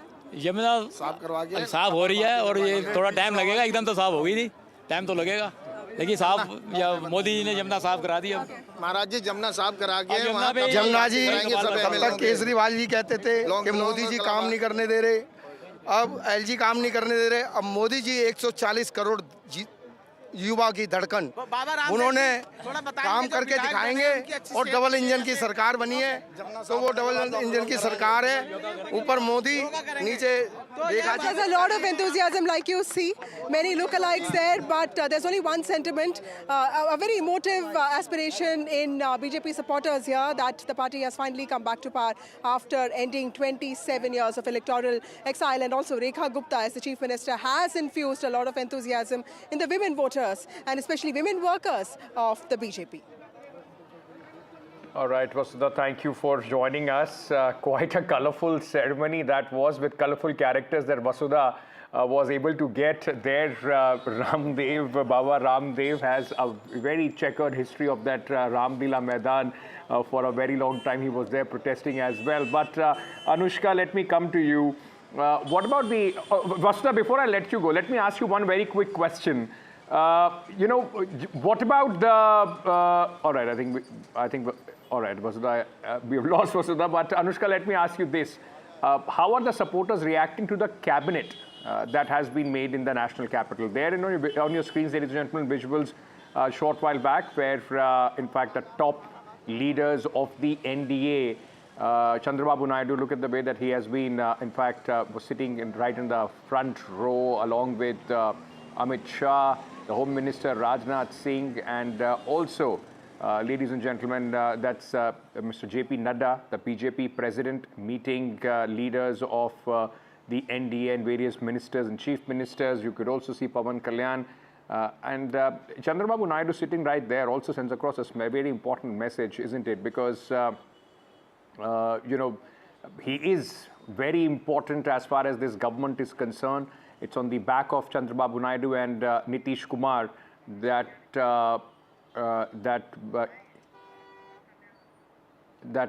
we were getting all these, the NDA is comfortably in power as far as the centre is concerned. That's Pawan Kalyan, Deputy Chief Minister of Andhra Pradesh, speaking. Listen in. Still, there's a lot of time to go to Himalayas. Now, do your job. Sir, after 27 years in Delhi, BJP government is, what are you expecting? What do you have to say on it? It is a very historic success. It is that the trust quotient has really increased in Modi ji's leadership. And BJP and NDA under the leadership of Modi ji could reach out to nook and corner of our nation. But finally, I think capturing power here is a very significant thing and it's a very historic achievement. Thank you. All right, that was Pawan Kalyan, Deputy Chief Minister of Andhra Pradesh. In fact, speaking, he was of course on the stage at this oath-taking ceremony of the Bharatiya Janata Party, fourth BJP Chief Minister in the national capital. It wasn't the first time when the BJP first won, ladies and gentlemen, 1993. Between 1993 and 1998, BJP had to change 3 chief ministers from Madhalal Khurana to Sahib Singh Verma, and then it was Sushma Swaraj. And interestingly, all these 3 chief ministers, their children at this moment at a very pivotal role as far as Delhi politics is concerned. Madhalal Khurana's son, Harish Khurana, won the election from the Moti Nagar constituency in the national capital. Sahib Singh Verma's son, Parvesh Verma, now in the cabinet of ministers, the giant killer who defeated Arvind Kejriwal, and Sushma Swaraj's daughter, or Bansuri Swaraj, the member of parliament as far as Delhi is concerned. So all 3, their legacy, of course, being taken forward by their children as well. Anushka continues to be with me. Anushka, let me very quickly understand from you, what is the reaction as far as the supporters are concerned with respect to the cabinet that we have seen being formed in the national capital? That's right, Ankit. What we are learning and understanding from the supporters while we talk to them is that they have said that this cabinet is a equal, reflection of the demographics of the Delhi. Every person from each and every, category has been in fact given a chance to take place at the cabinet. We are seeing the likes of Parvesh, Verma. We are seeing, Atishi, Sood. Every one of them has been in fact given up an opportunity to serve in the, cabinet this time around. We're also seeing that people are also quite enthusiastic regarding as to how the BJP is about to perform, because we saw in the last 10 years. And if we also talk about the past 5 years, the Aadmi party had a quite tumultuous time in, while serving the Delhi. But also we are seeing that this time around, people are quite confident that if the BJP has come, they will see a little less of the, turbulence that happens between the bureaucracy and the to and forth between the lieutenant governor. But we're also seeing that people are also quite enthusiastic as to how this government is going to work. We also saw the BJP promising people during its campaign that they will be in fact making Yamuna pollution free. They also went on so far as to say that they will create a Yamuna river front. They have also said that the pollution situation will be kept under control, and after that all of the corruption that happened during the Aam Aadmi Party's reign, that will be looked upon, and they will be taking investigative actions against all of the corruption that happened in the 10 years while the Aam Aadmi Party was in power in Delhi. But also we are seeing that the supporters are quite enthusiastic as to when all of those things that the promises of the BJP will develop. We did manage to talk to several of the BJP leaders today, and they have said that within 6 months the work of the BJP will start showing in the ground, and that already the works have started. The cleaning of Yamuna, if we talk about that, we saw the Lieutenant Governor of Delhi tweeting about all the measures that has been in fact started at the Yamuna river. We're also seeing several of the supporters in fact saying that this time around they are quite confident that the BJP is here to work. We did see that that Delhi has gotten a female chief minister. We saw several of the SOPs revolving around women. We also saw BJP's active participation in women empowerment this time around, where we see Rekha Gupta was elected as the chief minister. Now if we talk about Rekha Gupta also, she also had Right, I'm just going to come back to you, Anushka. Just hold on to that thought. Let me also bring in at this moment Zainab Sikandar, political analyst and columnist, who's joining us at this moment. Neerija Chaudhary, senior journalist, author, is also with us. Ladies, thank you, of course. A day marks the chief minister being a woman at this point of time. All my colleagues on the ground are my women colleagues, in the reporting team. And then, of course, it befits two women panelists here on the show at this moment. Thank you for joining me. Neerja ji, let me ask you this. First NDA woman chief minister at this moment across the country in almost 21 states that the BJP is in power. What does this signify? And, how do you see this impact, the messaging at this moment from the Bharatiya Janata Party? Very rich in optics. You're right. It's the only woman NDA chief minister. Delhi has been known for setting trends. So we hope there'll be many more women CMs of NDA governments. But that apart, of course, in the country today, there's Mamata Banerjee and Rekha Gupta now. Now, Rekha Gupta is a very interesting case of coming through the ranks, right from her student days, which she was engaged with the RSS, with the ABVP, with the Bharatiya Yuva Morcha, and of course, very, very close to the RSS from the beginning, and then joined the BJP, 3 times municipal councillor, all that we know. But today, she doesn't have administrative experience, so to speak. So she's a one-time MLA, and the Bharatiya Janata Party has taken a risk, because she will have to deal with the big daddies of the BJP in Delhi. There's very, very senior people around. She'll have to take them along. And she would also, she says she'll take Delhi to new heights. She will also have a task cut out in terms of, pollution being the big ticket issue. Air pollution as well as Yamuna pollution. It'll be easier to do an embankment of the kind that exists with Sabarmati, but to actually clean up the Yamuna water, actually deal with the pollution for 3 months every year, that is going to be a major, major thing. But, women often have been known to be, and women politicians also have been known to be more hardworking, more conscientious. So all eyes today are on Rekha Gupta, maybe a new star on the political firmament. Delhi will certainly look at her, but the rest of India is also looking at what she will do in the coming days and months.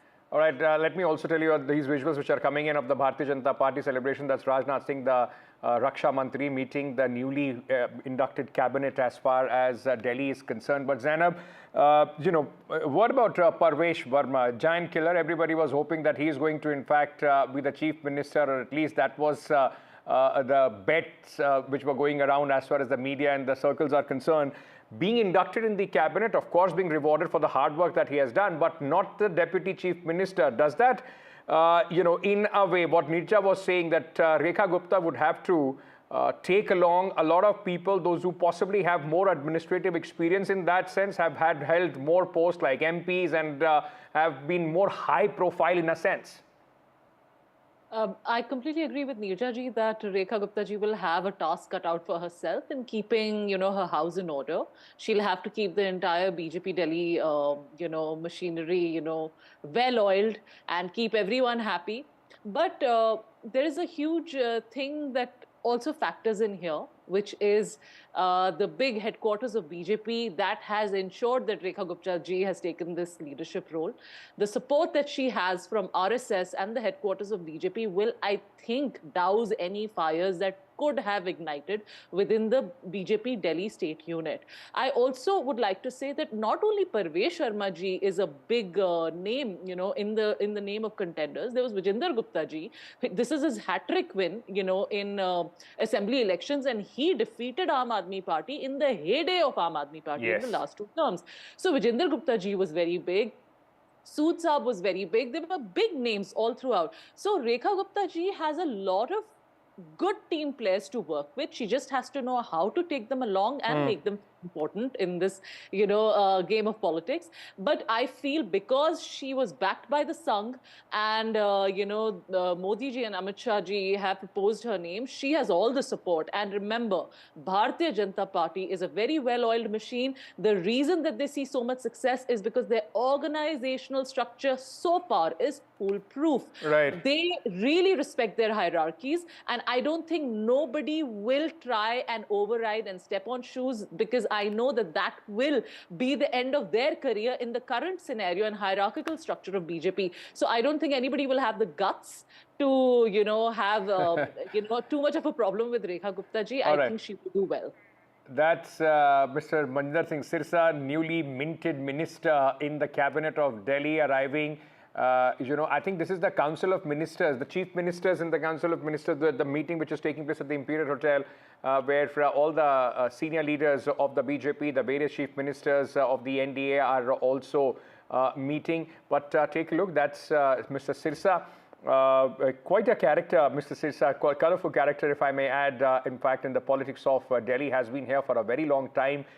From the SGPC, one point of time used to be with the Akali Dal, shifted over to the Bharatiya Janata Party, fought and won this election, and is now among the Council of Ministers. Shots from earlier when Rekha Gupta was sworn in as the Chief Minister of Delhi. But Nija, in terms of the workings of the government of Delhi, there is going to be a remarkable shift, and we've already seen that in the last 11 days, even without the Council of Ministers taking oath, a much more active bureaucracy working on, along with the LG, on the key pain points that Arvind Kejriwal and his government were put on the mat, like the cleaning of Jamuna, which already seems to be in full swing at this moment. It'll be very interesting, the LG's role. The LG played a very adversarial role with the Aam Aadmi Party. And that's why with the section of the Delhi public, the slogan of double engine did work this time, because they felt that if Kejriwal comes, तो हाथ पैर बांध दिए जाएंगे, कुछ करने नहीं देंगे, problem होगी बहुत. So it's better to have BJP in Delhi also and at the center. And I think the High Command's backing to Rekha Gupta, full backing, unstinted backing, will help her. So the central government is going to be cooperative. The LG, the question in my mind is, will this LG continue or will they bring in another LG? So largely, Nita, largely what you're saying is that, like you're saying, what is the role of the LG? So largely LG is not going to have any role. The Chief Minister would be able to run the government like the Chief Minister should. That's right. May have a role, LG, a tokenistic role. Therefore, do you need this LG or you use him elsewhere? and bring in some. I don't know how they're going to be reacting, but those are questions that hang out there. But it'll be a very different kind of functioning of the government this time than was the case with the Aam Aadmi Party government. Zainab, you know, a very interesting thing about Delhi always been that the party, and BJP was for almost 24 years, the party which ruled the MCD seldom had the opportunity to be at the center, at the chief minister's chair in the national capital. When BJP was in the MCD, it was Sheila Dikshit, and for 8 years, Arvind Kejriwal, right up to this, 2 years back till the time Aam Aadmi Party won the election and they've lost the city of Delhi. That is the third wheel as far as the governance of Delhi is concerned. Centre, Delhi government and the MCD. At this moment, it is with the Aam Aadmi Party. Do you see that as an impediment for, like it was for the Aam Aadmi Party for the majority of their tenure? I'm hoping not, and I don't think Aam Aadmi Party will take the risk, to do a bad job in the MCD, because for the longest time they were crying about all the dirt on Delhi streets, on the garbage and this and that. And once they came into power, I've always said MCD was the last nail in the coffin for Aam Aadmi Party. When they won it, then they had no excuses left. So they had to perform. So they had to show people that, the things that we complained about BJP, now we are going to fix it. So, now that Aam Aadmi Party is in power in MCD, they have to do a good job. If they pose an impediment, it will be proving the point which BJP always made, that Aam Aadmi Party always believed in confrontational politics, and they were not really here for governance. They were more here for the natak and the drama. So I think if Aam Aadmi Party wants to be smart, they will do a good job in MCD. And anyway, the MCD elections are right around the corner. My hunch is that BJP will be back in power in the MCD, but let's see. So a triple engine Sarkar, as far as the BJP has been saying, that is from double engine, they will want to add another engine. And with all those engines, Nija, coming in together, are we expecting the face of the Delhi to change? Like Sheila Dikshit, during her tenure, when at the center also there was the Congress, the UPA government, a lot happened in Delhi. A lot of people said the face of the Delhi was changed. Are we now once again going to see a similar kind of action when it comes to the BJP? I think, I would suspect winning Delhi after 27 years gap, and Delhi being the second largest city in the world, Delhi having its, ripple effect all around Hindi heartland states all over the country. And, the world is sitting in Delhi watching what happens. I suspect the BJP will want to make Delhi a showpiece for the rest of India. And to do that, it'll have to do this pollution. It'll have to do the big ticket thing. Not, it's easier to do, as I say, create an embankment on the river Yamuna. People come there in the evening. But to actually deal with the water problem, to provide clean water to the citizens of Delhi, the residents of Delhi, and to have a pollution-free winter every year for Delhi. Those are the things that are going to speak to the rest of India and to the world. And I think if that will require a real determination, that will require maybe reaching out to other parties also. Of course, in the assembly, it will be very interesting to see a woman versus woman battle. You will see Rekha Gupta being held to account by an Atishi. Yes. So that also will be very interesting to also watch. I mean, though it's a big victory for the BJP, but it's not like a wipeout that the Aam Aadmi Party is used to in the assembly. 22 MLAs are not usually the scenes that we saw marshals picking up 3 or 4 or 8 BJP MLAs, those scenes will be interesting. On that note, Zainab, very quickly in the end, you were speaking about Vijender Gupta. Where do you see him fit? Do we see him as the Speaker of the Delhi Assembly? Because he's been somebody who's been thrown out by the marshals a lot of time. Maybe he is itching to exercise that same thing for the Aam Aadmi Party MLAs now. Yes, hopefully. I know he was often thrown out of the assembly and it was quite unfair to him. But Aam Aadmi Party did everything that they could when they were in power.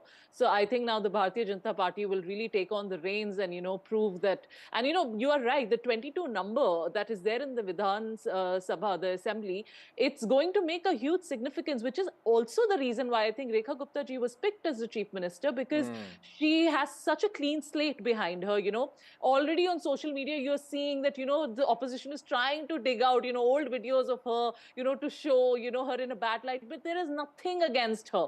So that's one of the reasons I feel that she was also picked over Parvesh Verma ji, because she doesn't have a nepotism tag behind her, and she has no big controversies behind her. So, BJP can solely concentrate on working, and hopefully Vijender Gupta ji will be, spearheading and being the voice of BJP, in the assembly, and let's see how he will do this time. Neerja, very quickly, just to conclude this, a word about the cabinet, then the pick for the cabinet. There is Parvesh Verma, Ashish Sood, and there is very interestingly Mr. Sirsa, Kapil Mishra as well, somebody who came from the Aam Aadmi party. But many of these people are seen as the hard-line Hindutva leaders, along with Parvesh Verma and Kapil Mishra as well. Is there a messaging there as well? I think the RSS has had a role in the formation of this government in Delhi. The RSS is back, after withholding themselves. This is an open secret in the Lok Sabha elections, which hurt the BJP. They came on full steam in Haryana and Maharashtra with this huge number of small group meetings that were held. And these states they won, and now Delhi also. Even in the selection of the Chief Minister, Rekha Gupta, I think the RSS has played a pivotal role. So even in the Hindutva followers being given importance, but it's not just the Hindutva part. They represent different communities of Delhi. It's the character of Delhi that's being reflected in the cabinet. Prime Minister, I'm sorry, Neerja, I'm just interrupting you here. The Prime Minister has tweeted after the oath-taking ceremony, and on X he has posted and said, "Congratulations to Shrimati Rekha Gupta ji on taking oath as Delhi's Chief Minister. She has risen from the grassroots, being active in campus politics, state organization, municipal administration, now MLA, as well as the Chief Minister. I'm confident she will work for Delhi's development with full vigor. My best wishes to her for a fruitful tenure," is what the Prime Minister has said after the oath-taking ceremony. All right, exciting times for Delhi, ladies and gentlemen. All of us would be keeping a very, very close eye on what happens, because like Neerja and Zainab were pointing out, it's just not about the clean water, Yamuna, and pollution. BJP has promised 300 units of free electricity, 2,500 rupees to the women. Everybody is waiting for that first sign in the cabinet so that women can start getting that. How will fiscal prudence allow all those things? That will be interesting to see in the next 5 years. Ladies, thank you for joining us at this moment. With that, we are slipping into a very short break. Coming back, stay tuned.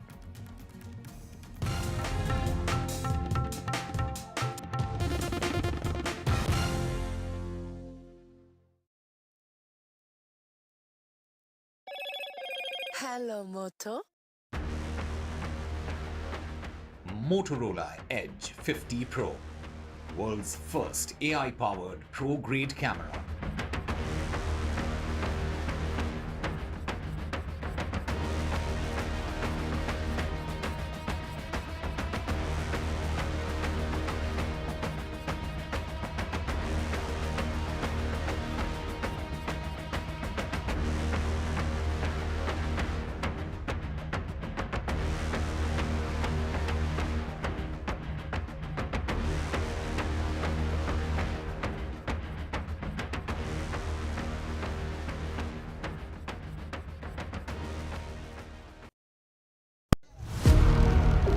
Big budget day.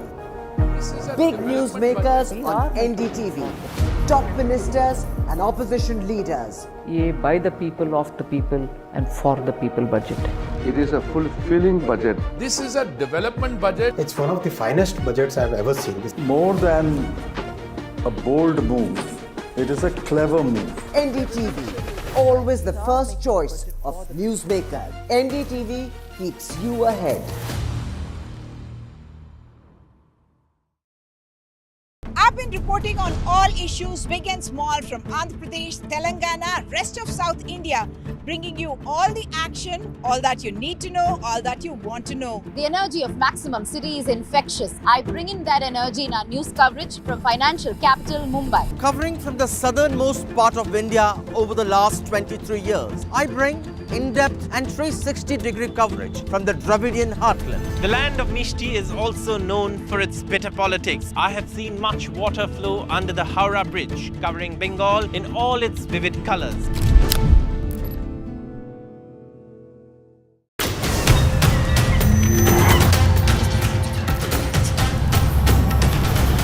Kumbh is the flow of the rivers, the direction of the stars, and the memory of the urn full of nectar.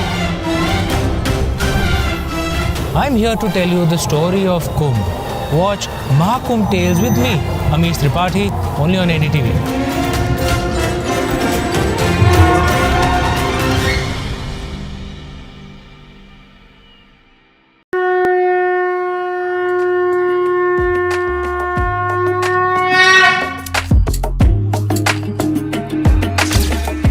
Mahakumbh, the festival of faith, the world's biggest spiritual festival, the divine dip at the spiritual Sangam, a sacred confluence of faith, culture and heritage. NDTV's mega coverage of the Mega Fest. NDTV at Mahakumbh 2025.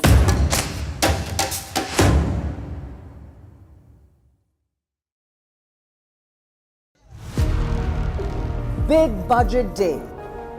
Big newsmakers on NDTV. Top ministers and opposition leaders. ये by the people, of the people and for the people budget.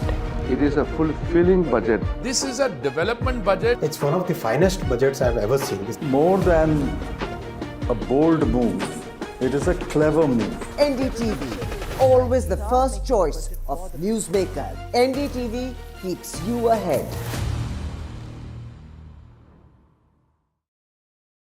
I've been reporting on all issues big and small from Andhra Pradesh, Telangana, rest of South India, bringing you all the action, all that you need to know, all that you want to know. The energy of Maximum City is infectious. I bring in that energy in our news coverage from financial capital Mumbai. Covering from the southernmost part of India over the last 23 years, I bring in-depth and 360-degree coverage from the Dravidian heartland. The land of Mishti is also known for its bitter politics. I have seen much water flow under the Howrah Bridge, covering Bengal in all its vivid colors.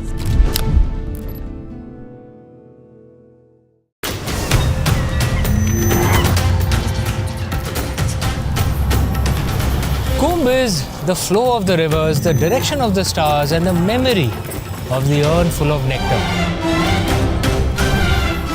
I'm here to tell you the story of Kumbh. Watch Mahakumbh Tales with me, Amish Tripathi, only on NDTV.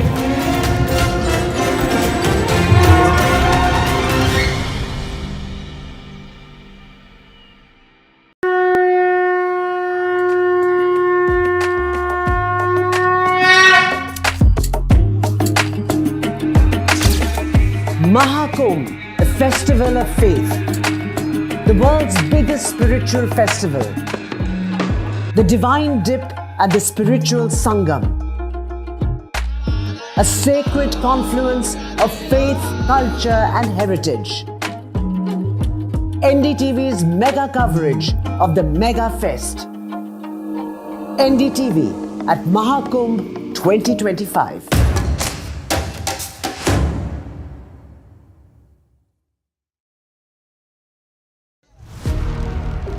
Big Budget Day. Big newsmakers on NDTV. Top ministers and opposition leaders. ये by the people, of the people and for the people budget.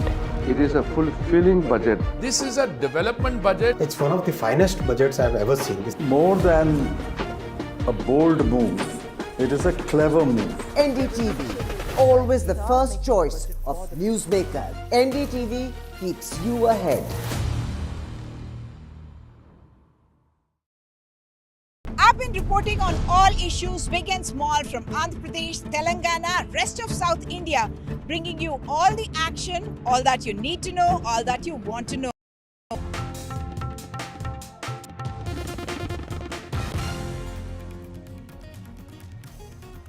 Welcome back, ladies and gentlemen. Some other news now into the Information and Broadcasting Ministry has spoken on the OTT content. Now, this is the fallout of India's Got Latent controversy.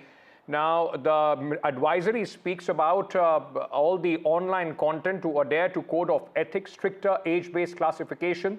Now, this is the fallout, as I was saying, of the India's Got Latent program, in which YouTuber, influencer, Samay Raina, comedian, and of course Ranveer Alabadia are at the center of this controversy. The advisory also said that they received references from the Member of Parliament and references of vulgar content on the OTT platform.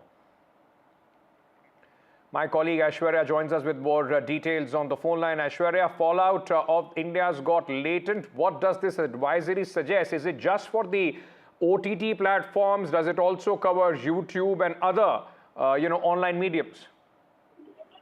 The ING Ministry had issued the advisory to the OTT platforms on content regulations, and this follows concerns raised by members of parliament, statutory organizations and the public regarding the presence of obscene, vulgar and pornographic content on digital platforms. In this advisory, it has been clearly stated that the OTT platform should adhere with the rules and code of ethics under the IT Rules 2021. The advisory also clearly follows concerns raised by member of parliamentarians who had written to the IT Ministry in the past. Member in the parliament as well, there were several members who raised this issue of OTT platforms to have some advisory or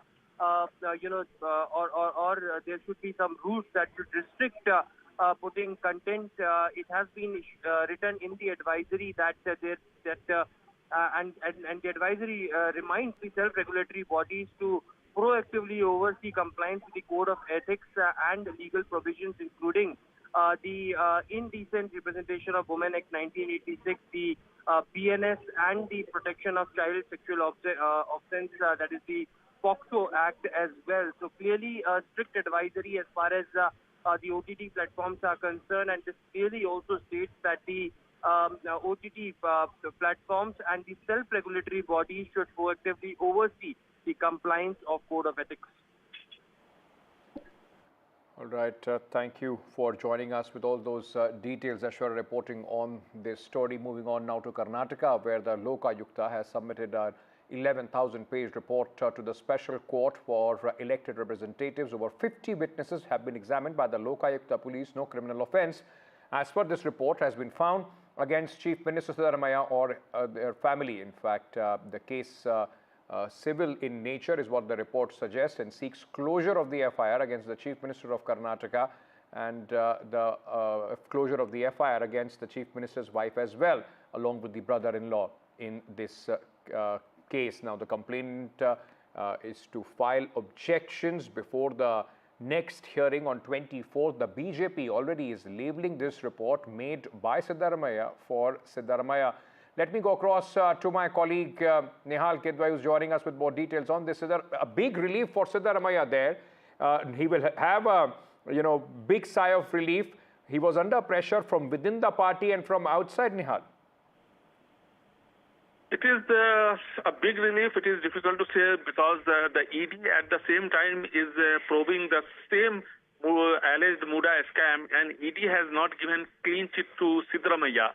Though the Lokayukta reports to the Chief Secretary of the State and Chief Secretary reports to the Chief Minister, that's why it is being alleged that the probe of Lokayukta is being questioned. But now we have to see that the Karnataka High Court, what they are going to, what step they are going to take in future, because recently the Karnataka High Court, when it was approached by one of the complainants, the whistleblower S.M. Krishna, and he wanted the CBI probe, the High Court had said that the Lokayukta probe is going in the right direction and let it happen. And the sanction against prosecution against Siddaramaiah was granted by Governor Thawar Gehlot, and he also wanted a probe to be conducted. So one part is complete. Now we have to wait and watch what the ED says about it. ED has so far not questioned Siddaramaiah, nor did the ED grant any relief to Siddaramaiah. So the ED report will be crucial, but here, yes, relief is there for Siddaramaiah, but the final call has to be taken by now the ED. The Lokayukta has said that there is the lack of evidence is there, and in such a situation, it is not possible to carry forward the investigation and take it as a criminal case. Thank you, Nihal, for joining us with all those details. Moving from Karnataka to Telangana, where a man who had filed a petition against former Telangana Chief Minister K. Chandrasekhar Rao and others, accusing them of corruption in the construction of the Mary Gada barrage was found brutally murdered. Now, 50-year-old Raja Lingamurthy was stabbed to death by unidentified assailants. He had earlier filed a complaint in October 2023 in the court seeking registration of FIR against KCR and others due to the structural irregularities of the barrage. Now, remember, the police has been saying that this is related to some land dispute, but it has raised a lot of eyebrows as far as Telangana is concerned. My colleague Uma Sudhir with us with more details on this. Uma, because he was some sort of a whistleblower, this is of course generating a political heat as well. Absolutely. Three reasons why generating political heat. One, of course, because he was the prime complainant in the Medigada barrage pier collapse case, in which Mr. KCR, Harish Rao and several officers were also named as accused, and that case was to come up for hearing today. Second, that his wife, Sarla, who used and then joined the Congress, she has named KTR, and she says that KTR's follower is Gandra Venkatramana Reddy, who was a former MLA of the Bhupalpalli area where the Murthy was living, Rajalinga Murthy was living, and she says that his follower is somebody called Hari Babu, and she's named 2-3 other names, and she says they had in fact threatened him and offered him 10 lakh rupees, and she also says that they had asked him to withdraw the case and threatened him, and that's what he had told her 10 days ago. I did try to ask the police whether they're having any leads. The SP who I spoke with told us that that within 24 hours they'll solve the case, and right now not willing to even reveal whether there are CCTV footage that they have got of the assailants who came and stabbed him multiple times and grievously injured him in the head as well as body, and subsequently he died on way to hospital itself and declared dead when brought to hospital. The Congress on its part, Adanki Dayakar, who is the Congress leader, has in fact directly linked the murder of Rajalinga Murthy to the case that has been filed in the Medigada barrage collapse case, and he's saying that very clear links are visible about this. So this is certainly becoming something that the BRS is having to defend. Thank you for joining us with all those details. With that, we are slipping into a very short break. News and updates will continue here on NDTV. Stay tuned.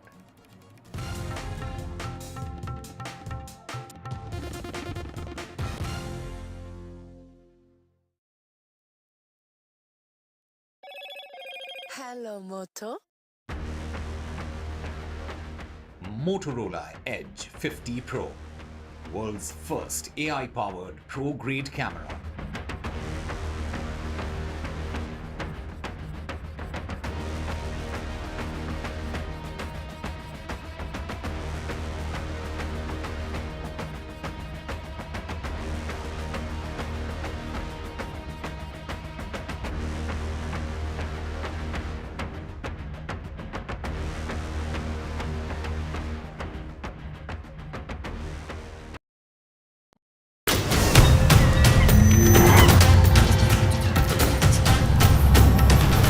Kumbh is the flow of the rivers, the direction of the stars, and the memory of the urn full of nectar. I'm here to tell you the story of Kumbh. Watch Mahakumbh Tales with me, Amish Tripathi, only on NDTV.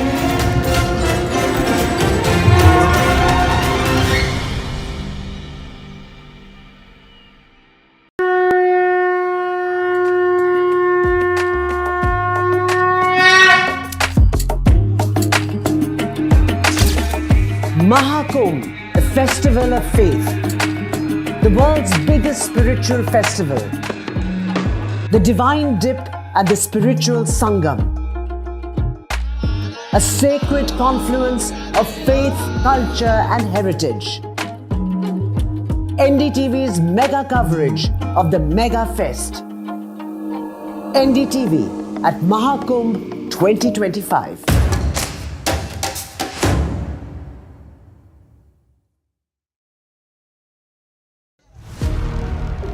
Big budget day. Big newsmakers on NDTV. Top ministers and opposition leaders. ये by the people, of the people and for the people budget है. It is a fulfilling budget. This is a development budget. It's one of the finest budgets I've ever seen. More than a bold move, it is a clever move. NDTV, always the first choice of newsmakers. NDTV keeps you ahead.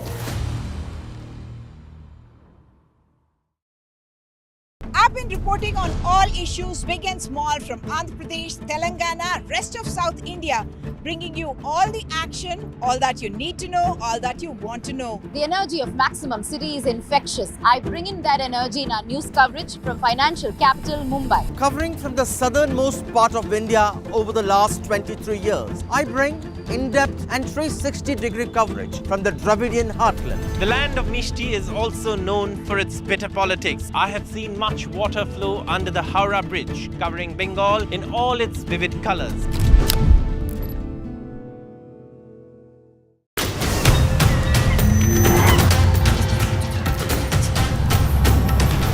Kumbh is the flow of the rivers, the direction of the stars, and the memory of the urn full of nectar. I'm here to tell you the story of Kumbh. Watch Mahakumbh Tales with me, Amish Tripathi, only on NDTV.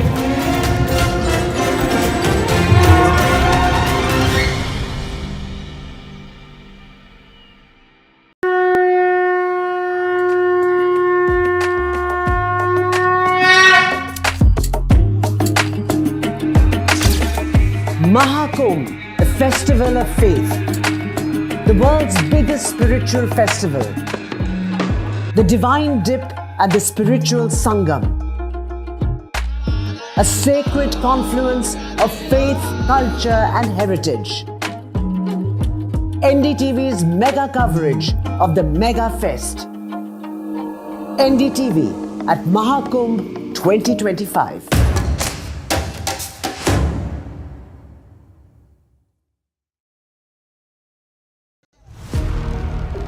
Big budget day.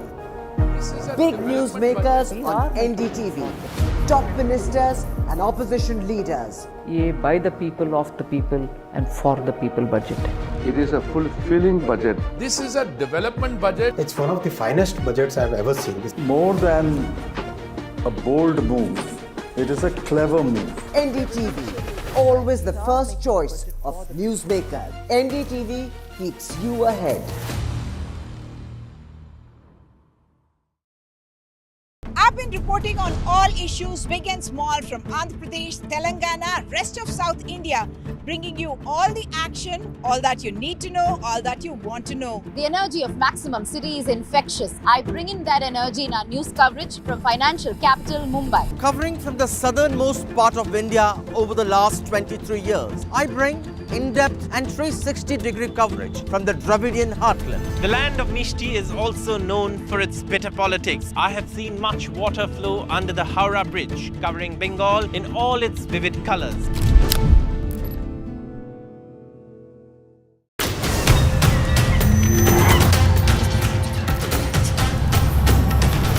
Kumbh is the flow of the rivers, the direction of the stars, and the memory of the urn full of nectar.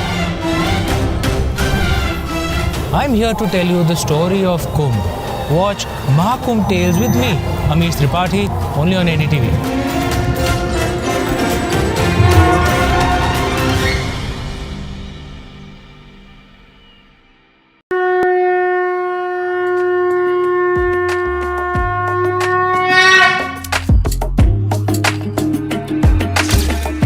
Mahakumbh, the festival of faith, the world's biggest spiritual festival, the divine dip at the spiritual Sangam, a sacred confluence of faith, culture and heritage. NDTV's mega coverage of the Mega Fest. NDTV at Mahakumbh 20.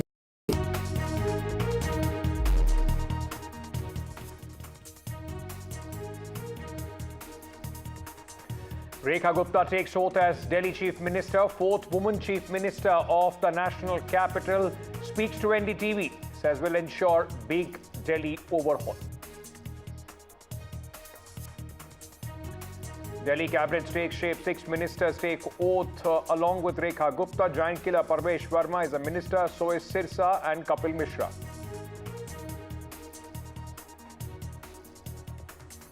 NDA show of strength in the national capital. BJP ends Delhi drought after nearly 3 decades. Prime Minister Modi, Amit Shah share stage with NDA leaders. Lokayukta gives closure report of FIR against Chief Minister Siddaramaiah and his family. BJP fumes at Karnataka Lokayukta's probe.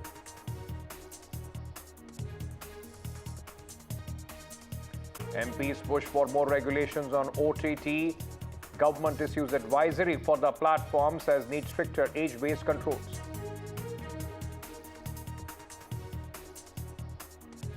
Telangana activists who took KCR to court murdered a day before hearing in the corruption case.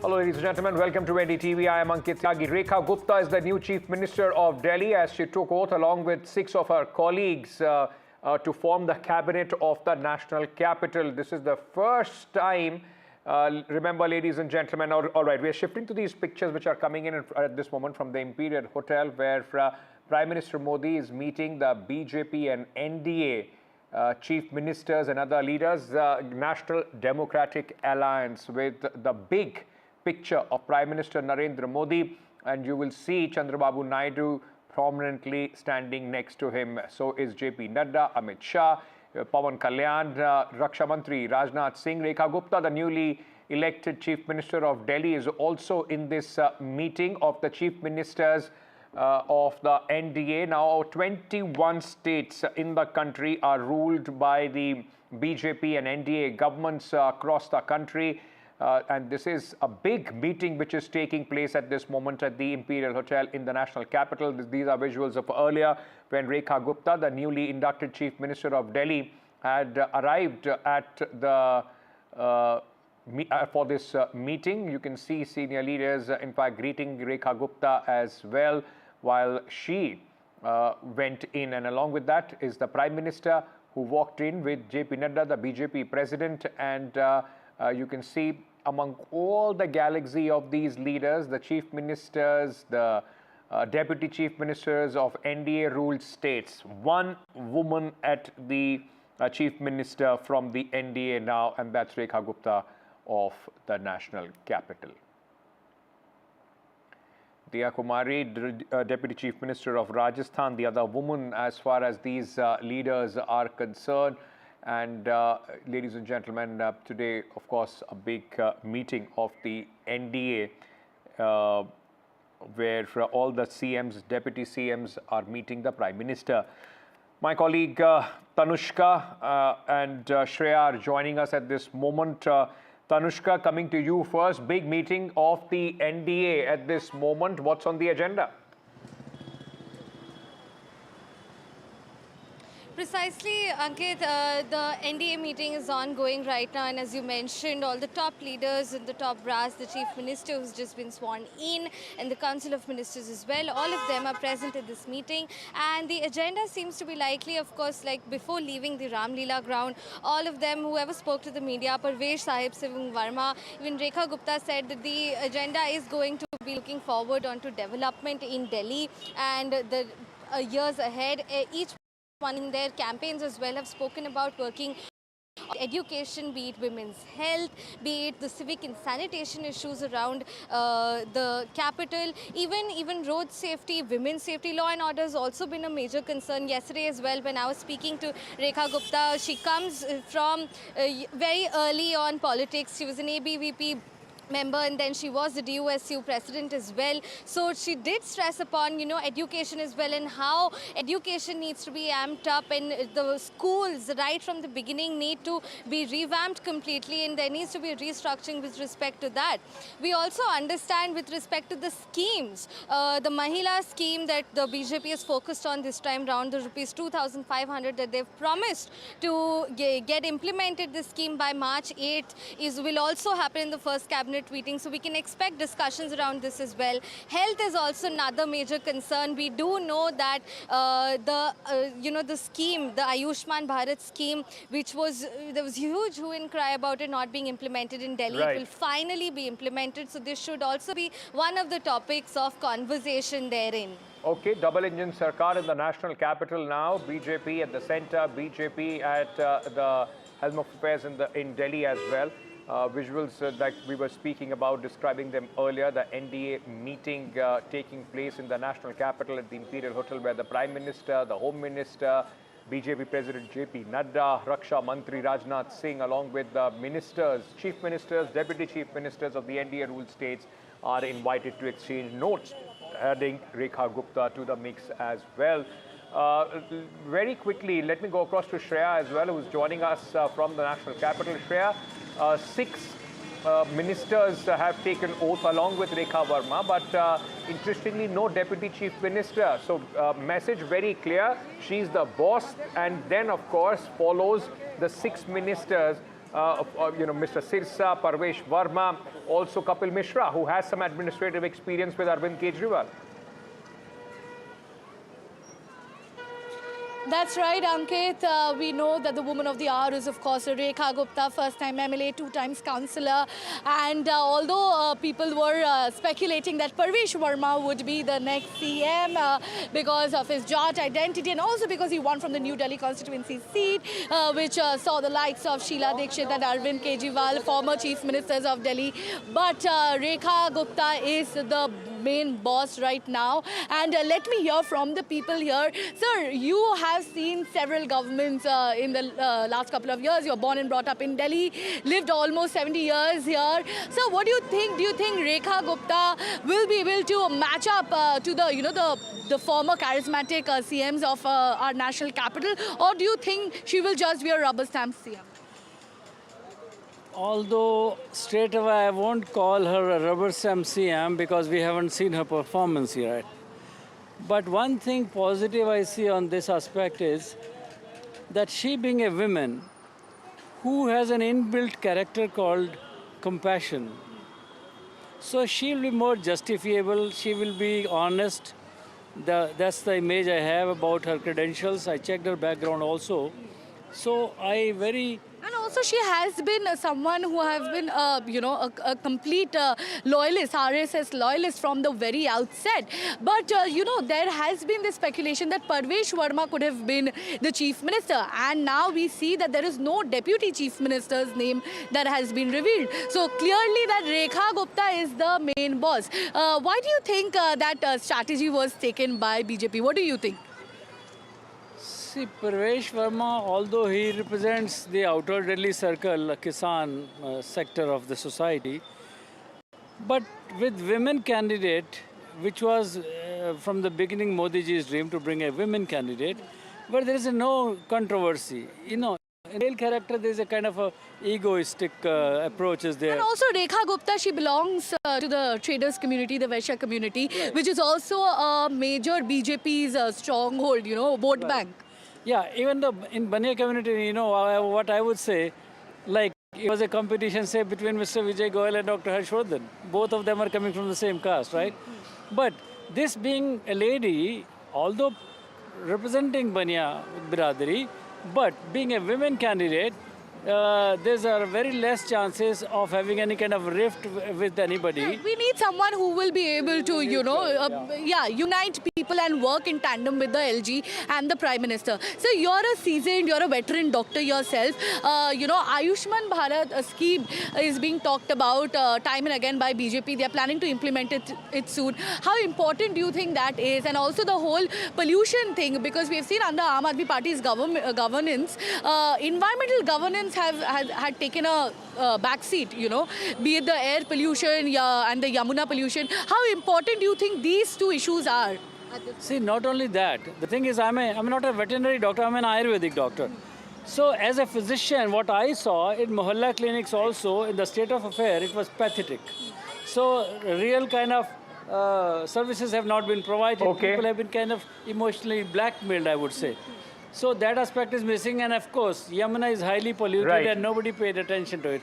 Just playing a blame game that Haryana ne pani chhod diya. Okay, you know, Shreya, a lot of supporters of the BJP there, of course, would be hoping that the government will get cracking as soon as now they can go back and the cabinet meeting could take place. Remember, there are a lot of promises the BJP has made. It's just not about pollution and Yamuna River. 2,500 rupees to the women was the promise of the BJP, which they said on 8th March people are going to get. The women of Delhi are going to get. Then, of course, the promises of 300 units of free electricity, 500 rupees cylinder, a lot that the BJP government will have to, in fact, roll out as soon as they take over. Thank you, ladies, for joining me at this moment. But moving on, ladies and gentlemen, Prime Minister, after the oath-taking ceremony of Rekha Gupta, in fact, also congratulated her by a post on X, and the Prime Minister said, congratulations to Shrimati Rekha Gupta ji on taking oath as the Chief Minister of Delhi. She has risen from the grassroots, being active in campus politics, state organization, municipal administration, and now MLA, as well as the Chief Minister. I am confident she will work for Delhi's development with full vigor. My best wishes to her for a fruitful tenure.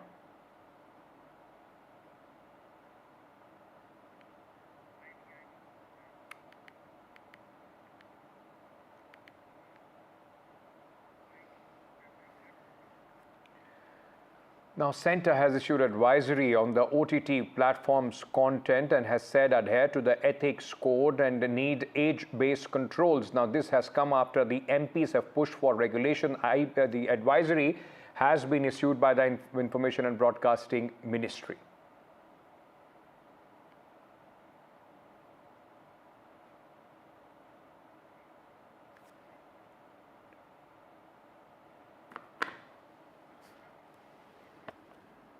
All right, this advisory has, remember, it's a fallout of India's Got Latent show where Samay Raina and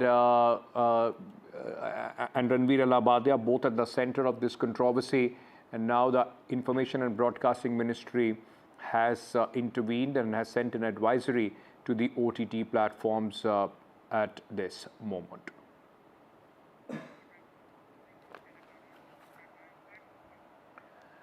A man who had filed a petition against former Telangana Chief Minister K. Chandrasekhar Rao and others, accusing them of corruption in the construction of the Medigada barrage, was found brutally murdered. Now, 50-year-old Raja Lingamurthy was stabbed to death by unidentified assailants. He had earlier filed a complaint in October 2023 in the court seeking registration of an FIR against KCR and others due to structural irregularities of the barrage. Now, this has raised a lot of questions, ladies and gentlemen, because his murder has happened one day before the court was to hear his petition, and it has raised not only just political heat, but questions as far as the BRS party is concerned.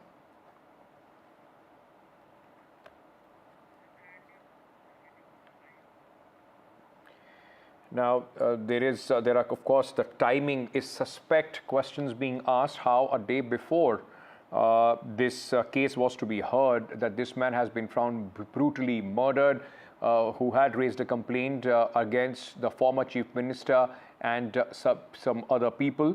Now, the big question, ladies and gentlemen, at this moment, of course, is that, the police under the Congress regime, what the investigation throws up, though initially the police is saying that it seems to be because of a land dispute.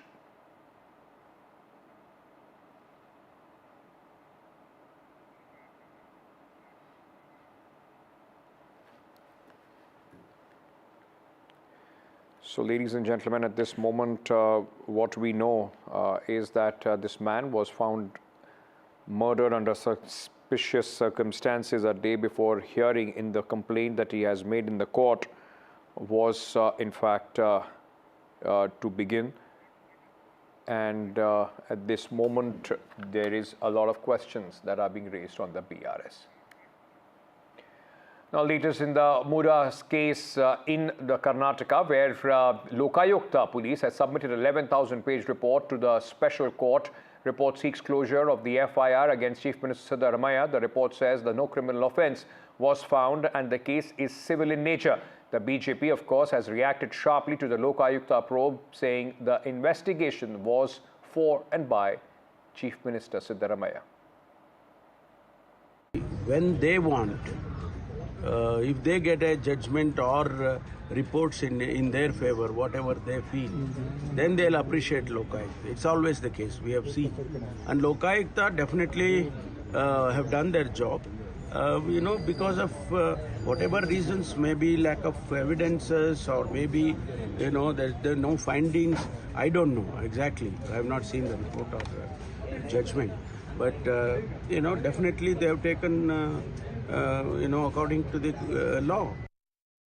ಇದು ಅಂತಿಮ ವರದಿ ಅಲ್ಲ, ಮಧ್ಯಂತರ ವರದಿ. ಇದನ್ನು ಮಾನ್ಯ ನ್ಯಾಯಾಲಯ ಗಮನಕ್ಕೆ ತರ್ತಾನೆ. ಇದೇ ತನಿಖಾರಿಗೆ ಚೀಮಾರಿ ಹಾಕಿಸಿ ನಾನು ಮುಂದುವರೆದ ತನಿಖೆನ ಮಾಡಿಸಿ ಆರೋಪನ ಸಾಬೀತುಪಡಿಸ್ತೀನಿ. ನಿಜವಾಗ್ಲೂ ರಾಜ್ಯ ಜನ ದಯವಿಟ್ಟು ಎಚ್ಚೆತ್ತುಕೊಳ್ಬೇಕು ಸರ್. IPS ಅಂತ ಅಧಿಕಾರಿಗಳು ಕೂಡ ಇಂಥ ಅವಿವೇಕದ ಕೆಲಸಗಳು ಮಾಡ್ತಾ ಇದ್ದಾರೆ. ನಿಮಗೆ ಮೋಸ ಮಾಡ್ತಾ ಇದ್ದಾರೆ. ಸತ್ಯಮೇವ ಜಯತ್ ಅಂತೇಳಿ ಸಮವಸ್ತ್ರ ಧರಿಸ್ಕೊಂಡು ಸತ್ಯಕ್ಕೆ ವಂಚನೆ ಮಾಡ್ತಾ ಇದ್ದಾರೆ. Let me go across to my colleague Nehal Kidwai, who is joining us with more details at this moment. Nehal, the Chief Minister getting some sort of relief, though the case, as you were telling us earlier, ED also in fact investigating this case. Now what happens from here on? See, it will be crucial report to be filed by the ED, because ED has so far not questioned the Chief Minister as well, though the Lokayukta had questioned the Chief Minister, his family members and others as well, and almost 100 accused persons were questioned by the Lokayukta, and only after that the Lokayukta filed the charge sheet. But one thing is clear here, that when I went through all the records, all the data and whatever we could get, there is nothing on behalf of the Chief Minister in writing. This is what the Chief Minister was also saying. I am not endorsing his statement, but what I have also seen through the pages, that during this time, nothing was given in black and white. There is no call recording.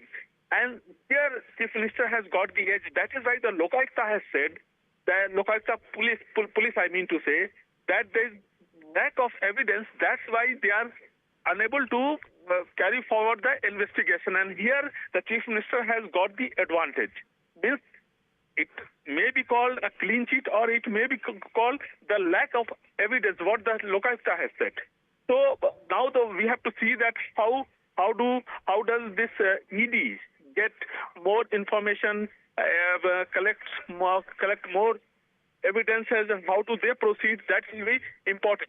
So one of the whistleblowers, S.M. Krishna, had approached the Karnataka High Court as well and requested for the CBI probe, but the Karnataka High Court had said that they are happy with the investigation of the Lokayukta. So now still that option is open. So we have to see how does the court react once it is filed on the 24th, once it is taken up for hearing on 24th of this month by the People's Representative Court here in Bangalore. And after that, what course of action is going to be taken, that will also be important. But at the same time, the report of the ED will be more important, and we have to wait and watch. All right, thank you for joining us with all those details. Revisiting the story which we were talking about earlier, the centre's advisory on the OTT platforms, asking them to adhere to the ethics code. Aishwarya, my colleague, is with us at this moment. Aishwarya, what happens from here on, and does this also entail, platforms like YouTube, Instagram, and others? Regarding all the OTT platforms, social networking websites as well, and the Ministry of Information has directed, Information Broadcasting has directed the OTT platforms to strictly follow content classification rules, implementation of the parental locks for adult-related content, and ensure access control for prevent minors from viewing inappropriate material. Remember, this comes after a huge controversy regarding the India Got Latent episodes, after which we saw how there were several MPs who wrote to the Ministry of Information Broadcasting, and after raising those concerns, there has been now such advisory which has been issued. It has been also mentioned in this advisory that platforms must not transmit content prohibited by law and should exercise caution while showing the sensitive topics to prevent violations. And there are self-regulatory bodies also for the OTT that should oversee the compliance with the code of ethics. Shaurya, many are seeing this as a fallout, of course, of the India's Got Latent controversy. What's the government doing as far as such shows are concerned with respect to the ones which are behind a paywall on the YouTube, like in the case of India's Got Latent?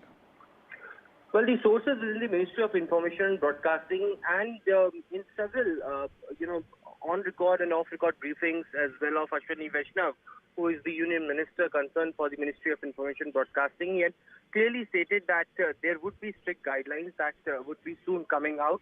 And also, as far as the bill for having strict norms for the OTT platforms are concerned, that will also be brought up. Remember, there were many private bills that the MPs had put out on the floor of the House as far as the proceedings of Lok Sabha and Raj Sabha are concerned. And the government has clearly stated that they are very sensitive towards this topic, and there would be fresh rules and regulations and the advisories that would be out soon. And now a fresh advisory is what we are witnessing as far as the Information Broadcasting Ministry is concerned. The regulatory bodies had been clearly stated by the ministry to follow the strict rules. And remember, the advisory also follows concern raised by Member of Parliament and statutory organizations and the public regarding the presence of obscene, vulgar, pornographic content on the digital platform. Of course, this is a fallout of the entire controversy regarding India's Got Latent, after which there were several episodes on YouTube that was deleted. But post that, now the government also very strict on bringing norms and rules and regulations for the OTT platforms. Thank you for joining us with all those details.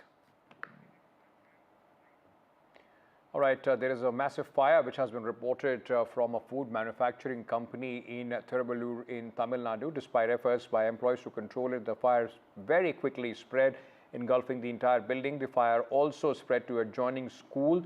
The children from the school were evacuated safely. Authorities say that the fire has not been brought under control. These are visuals of a short while back where massive, clouds of smoke that you can see because of this raging fire. Sam Daniel, my colleague, joins us with more details at this moment. Sam, what is the latest as far as this fire is concerned? And very dangerous that the school was right next to this factory. Ankit, the fire is still raging, but authorities say it's under control. The fire started at Alia Chemicals that manufactures thinner, and this at one point spread to the adjoining school, where we understand it set up in flames, cycles parked there. The children in that school, what we understand as Mangalam School, have been evacuated. Nobody has been injured, nobody is trapped. But 7 fire tenders from different parts of the city in and around Chennai have rushed there, and firefighters are doing their job. It's under control. Fire authorities say in a few hours they'll be able to complete the protocol and extinguish the fire completely. Earlier there was concerns about the safety of students, but authorities saying all the children are safe now. Ankit. Thank you so much, Sam, for joining us with all those details. Moving on the story that we were talking about earlier, a man who had filed a petition against former Chief Minister KCR and others, accusing them of corruption in the construction of the Medi Gada barrage, was found brutally murdered. Now, this happened just a day before the hearing in this case was supposed to take place, and raises a lot of eyebrows as far as this case is concerned. Uma Sudhi joins us with more details at this moment. A lot of political heat, Uma. The timing is suspicious. So the Congress has straight away said that they are linking this to the complaint that was made in the Medigada barrage case, and the wife of the victim in this particular case has in fact named KTR and said that his follower, who was the former MLA, Mr. Gandra Venkatram Reddy, and she says that your follower in fact had carried out this attack, and she also has alleged that you threatened her husband, and also said that you would pay 10 lakh rupees if he withdrew his case. What is your defense? It is only baseless allegation she made, because after the murder of Raja Lingamurthy, she has given to the complaint to the police. On this particular complaint she made, it is a totally land dispute, two persons. That persons were killed, my husband. The 5 persons were involved in this murder. So on this complaint, police were made a FIR copy in this also. After some hours to get gone, some political motivation was made, because this accidentally he made a complaint with the against the Medigada barrage. This case was pending with the Bhopal Valley Court, and the case went to the High Court also. So they want to politically they want to use this murder issue. So politically they want some gain, but unfortunately the government, after come to the power, in 14 months, every time they're saying like that only. The timing seems strange, isn't it? That today, in fact, the case was to come up in High Court as well, and this man getting murdered, and that's why the Congress seems to be linking the two. No, it is unfair, because after the cases with the High Court and District Court, whether Lingamurthy is live or alive, not alive, there's no connection with this. After this case into the court, it is only baseless argument, baseless allegation, no connection with this case. Actually, this Raja Lingamurthy, his background was, is a litigant, he is having 12 to 13 cases pending with the courts. He was a rowdy sheeter, he was involved some land grabbing cases, he went to the PD Act case, he went to the jail, he was a litigant, so everybody knows. His wife was a former councillor with the BRS. Yes, because that time we had given to his wife ticket. After same attitude, we kept for 3 years. We had no connection with the BRS party. He is joined with Congress party. This murder was involved. The person also belongs to Congress party only. She is allegation not only my name, some other name also. He was Mr. Chandraya. He was ex-sarpanch. And land problem with 2 persons. He is also Congress party worker. And those who are involved in murder case, he is also Congress. So this connection, it is this murder is only litigation person and land problem issue person. No Medigada connection. No connection with this murder case, no connection with the BRS party and myself and my leader. Nothing. Thank you, sir. Thank you. So the former MLA saying that there is no connection with either him or the party leader, because the wife Sarla, who was a former councillor with the BRS, and subsequently both the husband and wife had shifted loyalties to the Congress, and he had become a complainant in the Medigada case. As our viewers would recall, in October, on October 25, 2023, before the elections, in fact, one of the peers had collapsed, and subsequently financial irregularities were alleged by this particular person, who went to the police and tried to file a complaint. That did not happen. Then he went to the court, additional judicial magistrate. That was also rejected. Then he went to the principal sessions judge, and subsequently the Congress, the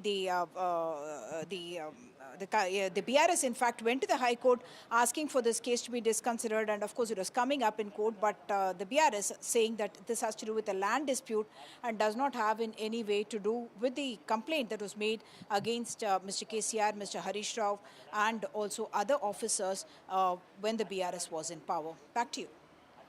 Thank you for joining us with all those details. Most of the reporting there from Telangana.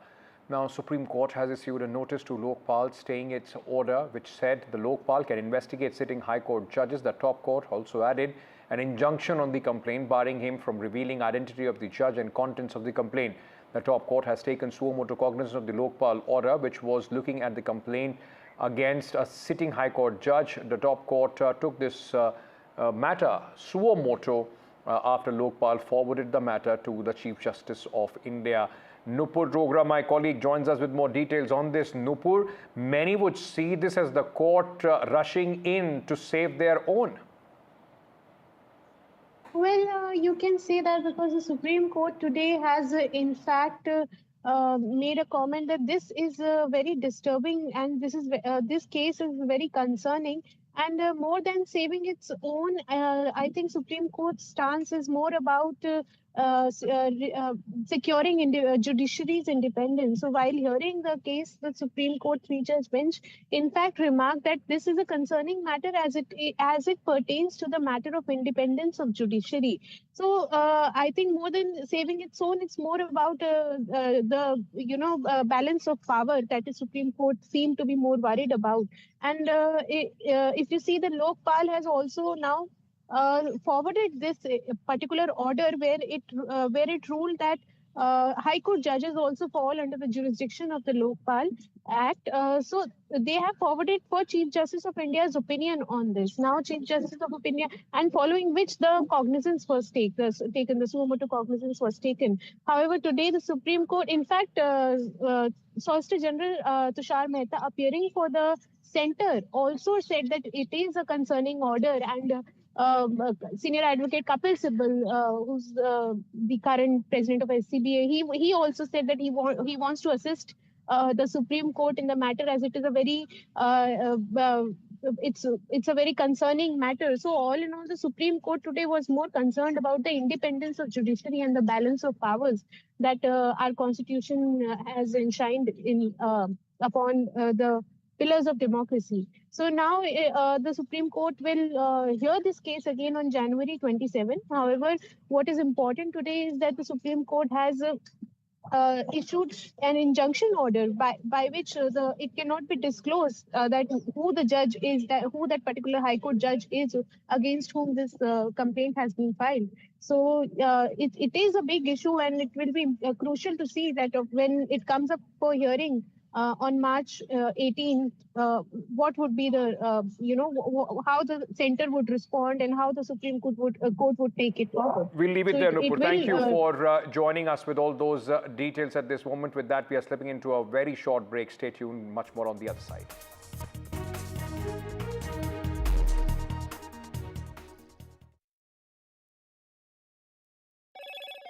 Hello, Moto.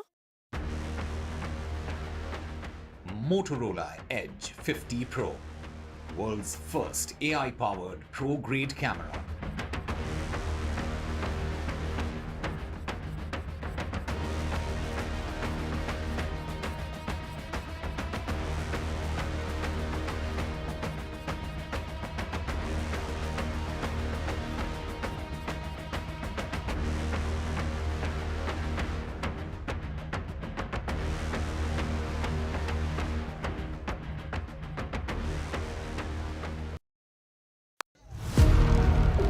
Big budget day. Big newsmakers on NDTV. Top ministers and opposition leaders. ये by the people, of the people and for the people budget.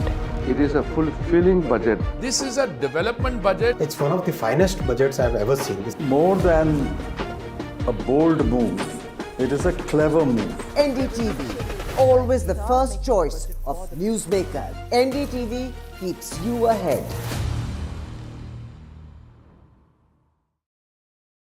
You mentioned Shah Rukh Khan. You've had interesting pairings with Shah Rukh Khan. You've had interesting movies with Shah Rukh Khan. I was having dinner, so I got up from my table, I went to his table and I told him that you are a very fine actor.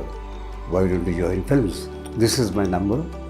If you want to, you can call me. Rekha in Khoon Bari Mang, and that's a highly feminist film. How did it really come? There were several other great actors at that time. And if Rekha would have said no, I would not have made that film.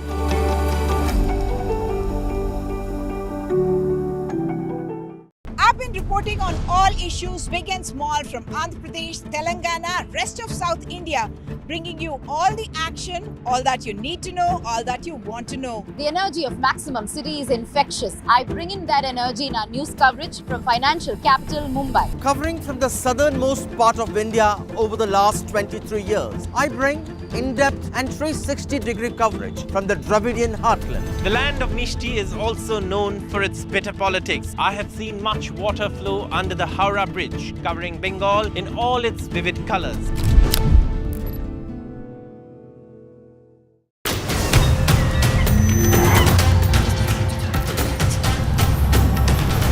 Kumbh is the flow of the rivers, the direction of the stars, and the memory of the urn full of nectar. I'm here to tell you the story of Kumbh. Watch Mahakumbh Tales with me, Amish Tripathi, only on NDTV.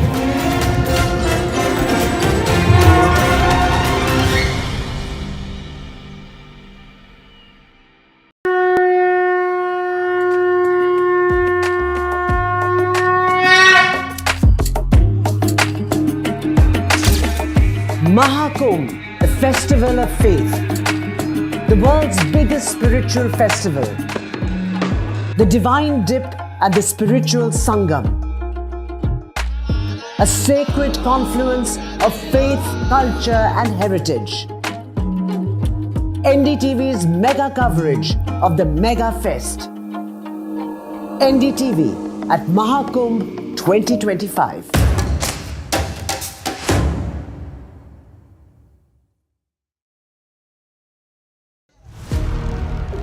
Big budget day. Big newsmakers on NDTV. Top ministers and opposition leaders. ये by the people, of the people and for the people budget. It is a fulfilling budget. This is a development budget. It's one of the finest budgets I've ever seen. More than a bold move, it is a clever move. NDTV, always the first choice of newsmakers. NDTV keeps you ahead.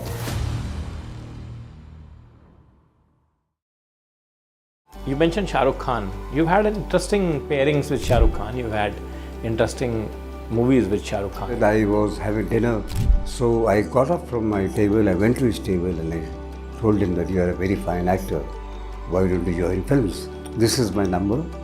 If you want to, you can call me. Rekha in Verma, and that's a highly feminist film. How did it really come? There were several other great actors at that time. And if Rekha would have said no, I would not have made that film.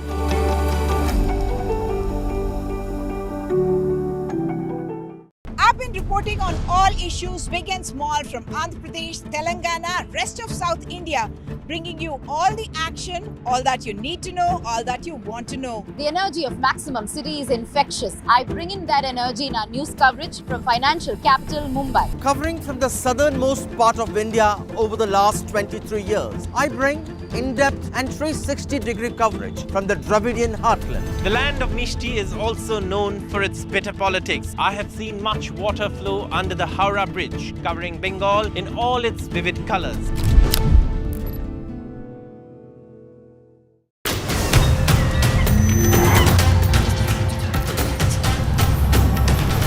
Kumbh is the flow of the rivers, the direction of the stars, and the memory of the urn full of nectar. I'm here to tell you the story of Kumbh. Watch Mahakumbh Tales with me, Amish Tripathi, only on NDTV.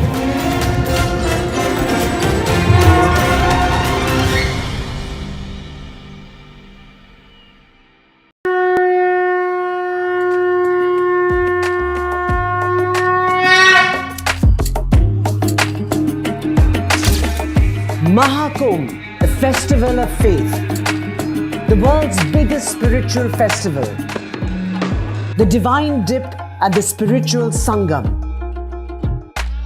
a sacred confluence of faith, culture and heritage. NDTV's mega coverage of the Mega Fest. NDTV at Mahakumbh 2025.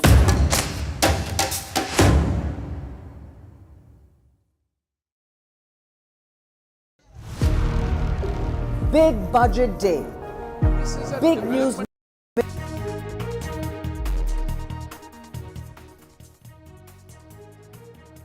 Welcome back, ladies and gentlemen. Now, NDA's mega show of strength in the national capital today. High-profile attendees at the NDA meeting. Prime Minister, top ministers, and chief ministers of all, and deputy chief ministers of all NDA ruled states, 21 of them now, across the country attended this meeting.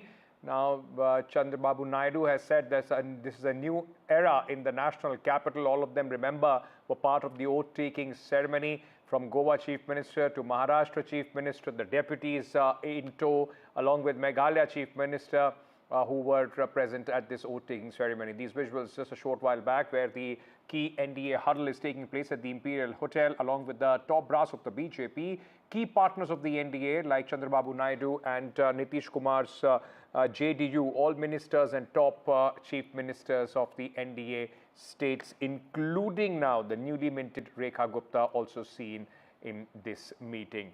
Let me go across to my colleague Anushka, who's joining us at this moment. Anushka, what is the agenda of this NDA meeting?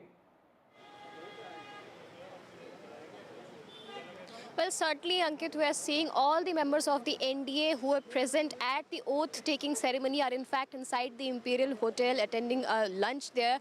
We are seeing the likes of, both the Deputy Chief Minister of Uttar Pradesh. We are seeing several of the, ministers, including Chandrababu Naidu and, other NDA members also who are in fact right now attending this lunch. We also saw all the newly elected members of the cabinet who are inside here.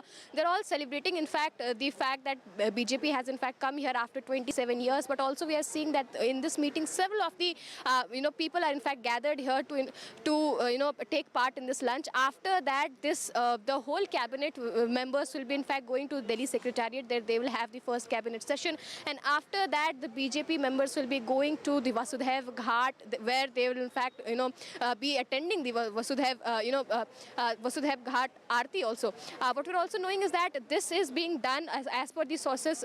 This is being done because we also saw a lot of politics revolving around Yamuna, and right now also we are seeing that the LG had tweeted that the cleaning of Yamuna, the process has in fact also kicked in, and that is why after winning this, the BJP is in fact going to take, all the cabinet members are in fact going to take a round at the Vasudhaiv Ghat. So we're clearly seeing that a lot is in the plate of the BJP members, all the cabinet members, the newly elected cabinet of, in the governance of BJP. Right now also we are showing you the visuals of Imperial Hotel. Now also the Prime Minister is inside here in the lunch that is going on. The Deputy Chief Minister, both the Deputy Chief Minister of Uttar Pradesh, the Chief Minister of Tripura, everyone of them is in fact right now inside of Imperial Hotel attending to this lunch. After that, the first cabinet meeting will be held, and after the cabinet meeting is over, all the BJP cabinet members will be in fact going to Vasudhaiv Ghat. Over to you.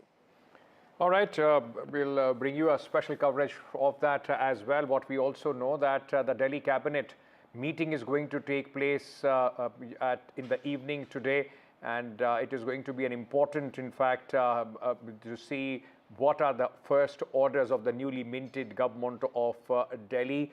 3 p.m. is when Rekha Gupta, the new chief minister, is expected to be at in fact holding this cabinet meeting. Anushka, it will be interesting to see what are the first orders that the government of Delhi, the new government of Delhi signs, isn't it?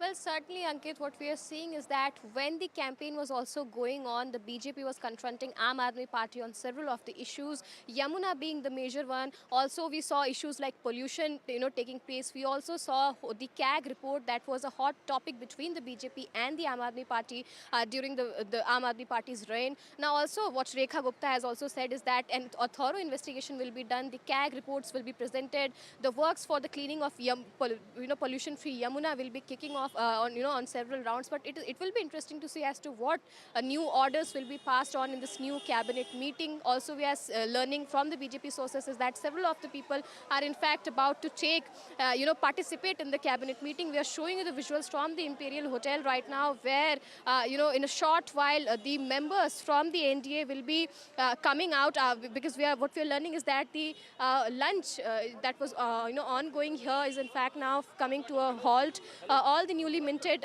cabinet ministers will be in fact heading back to the Delhi Secretariat, and after that we are learning is all of them will be going to the Yamuna Ghat. We are seeing the security amped up, the security protocol being put in place for the several of the members who are in fact now coming outside. We are showing you the carcage of Prime Minister.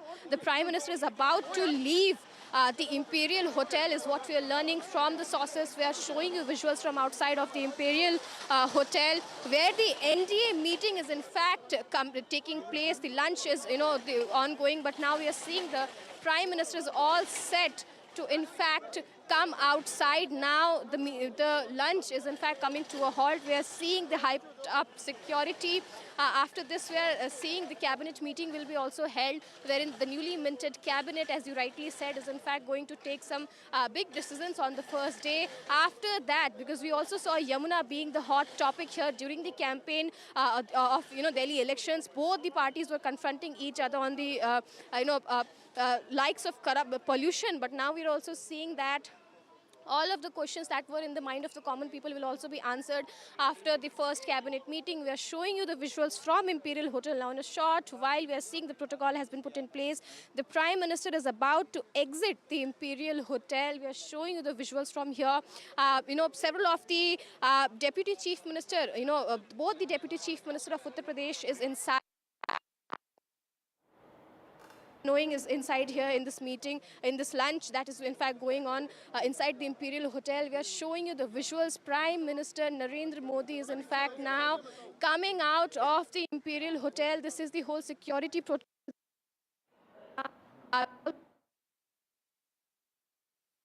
All right. While the Prime Minister is coming out, ladies and gentlemen, understand that there are a lot of jammers, and you see one of the vehicles, in fact, going out, and it becomes difficult, for our colleagues, in fact, to continuously, give you a live commentary at that moment. That's the Prime Minister whose cavalcade at this moment is coming out. Prime Minister Narendra Modi is seated there, right in the front, and you are getting these visuals here on NDTV as Prime Minister leaves the venue of the NDA meeting that took place in the national capital at the Imperial Hotel. Now, remember, all the chief ministers, the deputy chief ministers of various states, 21 states now, ladies and gentlemen, of the national capital, along with the national capital, are now under the NDA, and Rekha Gupta is the newly minted inductee in that NDA, council of various ministers and chief ministers. She's the only woman NDA chief minister at this moment. Details coming in of her action as this lunch gets wrapped up for the NDA meeting. These visuals earlier of the group photo that took place. 3 p.m. is when the new chief minister of Delhi is expected at the secretariat. Then, of course, later in the day, as my colleague was saying, she will visit at 5 p.m. the ghats of Yamuna. And then, of course, Rekha Gupta will hold her first cabinet meeting at 7 p.m. from that very place. Anushka is with me at this moment. Anushka, we lost your audio because of the jammers. Prime Minister's cavalcade was going at that moment, but a packed day for the Chief Minister right after swearing in.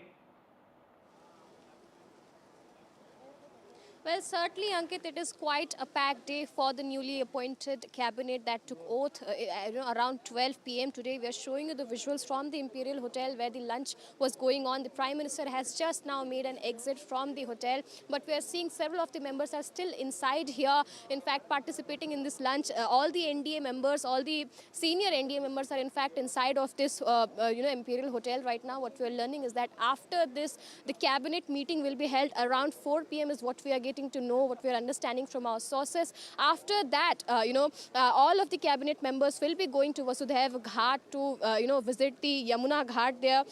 Also, what we are seeing is that during this whole process, which is going on right now, we are showing you visuals also from the Imperial Hotel. This is the very place where all the senior NDA members are in fact inside. After this, Rekha Gupta and all the cabinet members will be in fact going to Secretariat. Therein the first session will be held. Several of the important key decisions will be in fact made today, and after that they will be visiting Yamuna. Now Yamuna is also the center of politics in Delhi. We saw in the campaign also how the Aadmi party and the BJP were doing a back and forth around this whole issue. After this, we are seeing also that the work for the cleaning of Yamuna has been in fact started. We saw the tweet from Lieutenant Governor just few days back stating that the work has already been started. We saw a lot of politics around that also, and now also we are seeing that after the first cabinet is held, all of the BJP cabinet members will be in fact going to Vasudhaiv Ghat, and they will be in fact visiting there, and after that we are seeing that the day will be coming to an end. Over to you. All right, thank you for joining us with all those details at this moment. We'll keep tracking this story. Prime Minister, remember, has also congratulated Rekha Gupta and posted on X and said congratulations to Shalimar Rekha Gupta for taking over as Chief Minister of Delhi. She has risen from the grassroots, being active in campus politics, state organization, municipal administration, and now an MLA and Chief Minister.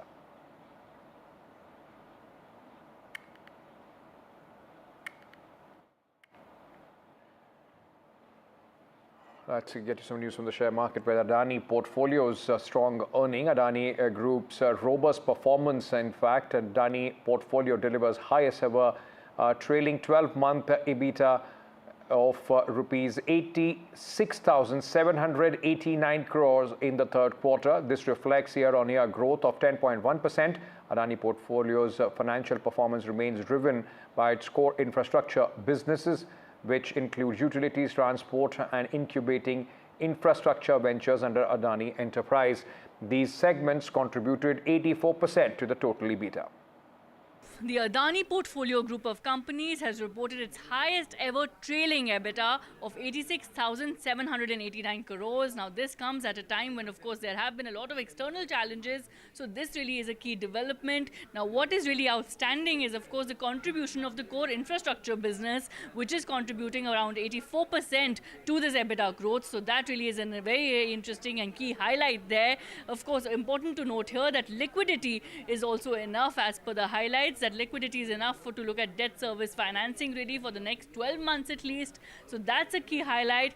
And the other key highlight, of course, is the fact that look, going forward, the Adani Group is looking at expansion across diversified portfolios, and very, very crucial to remember here that look, this growth is just an indicator of how cash flow generation is strong and project execution is also strong. Now, the Adani Group has also outlined plans of a new phase of significant capital expenditure as the group continues to expand its infrastructure footprint across sectors. Remember, Adani portfolio, India's largest infrastructure group with businesses in cement and mining, has continued its strong double-digit growth despite external challenges. Portfolio group of companies is now entering a new phase altogether. Interesting to note here that this new phase is to do with capital expenditure. Now capital expenditure is, remember, crucial and key to all sectors and all portfolio companies really. So this of course is a key development. When they're looking at expansion of capital expenditure, it is also important to note here that look, this is throughout, it is going to impact all sectors, from your new sectors as well as your core infrastructure sectors. Renewable energy to core infrastructure to various other sectors that the group is looking at. Now remember, the group has already been leading in the infrastructure space and is a key player there as far as mining and cement are concerned, and of course various expansion plans on the horizon.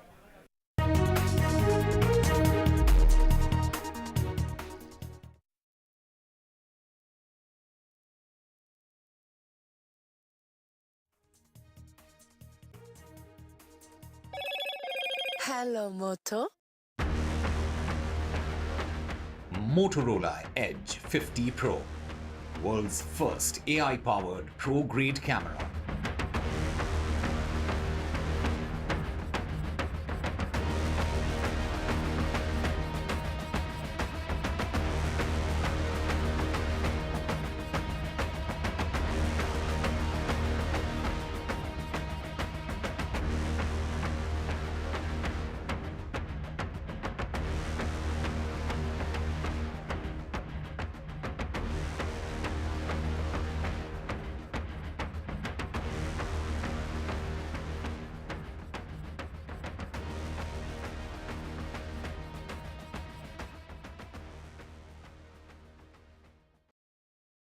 You mentioned Shah Rukh Khan. You've had interesting pairings with Shah Rukh Khan. You've had interesting movies with Shah Rukh Khan. I was having dinner, so I got up from my table, I went to his table and I told him that you are a very fine actor. Why don't you join films? This is my number. If you want to, you can call me. Rekha in Khoon Bari Mang, and that's a highly feminist film. How did it really come? There were several other great actors at that time. And if Rekha would have said no, I would not have made that film.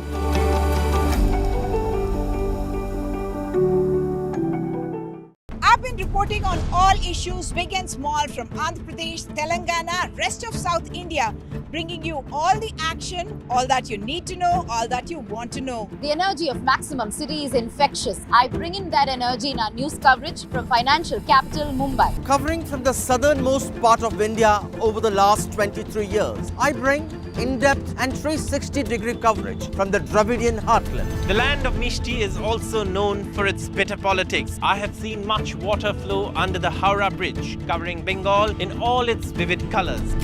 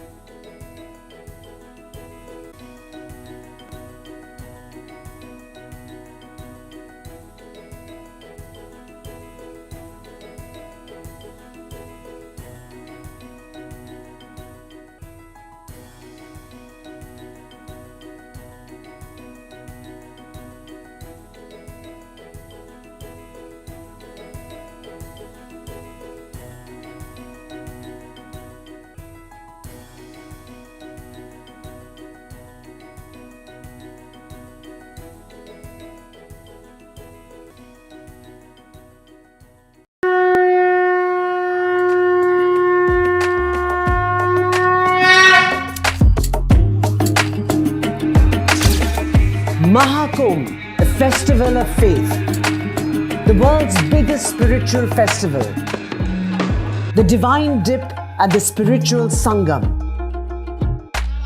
a sacred confluence of faith, culture and heritage. NDTV's mega coverage of the Mega Fest. NDTV at Mahakumbh 2025.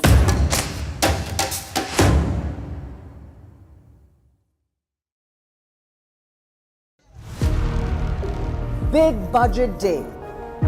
Big newsmakers on NDTV. Top ministers and opposition leaders. ये by the people, of the people and for the people budget.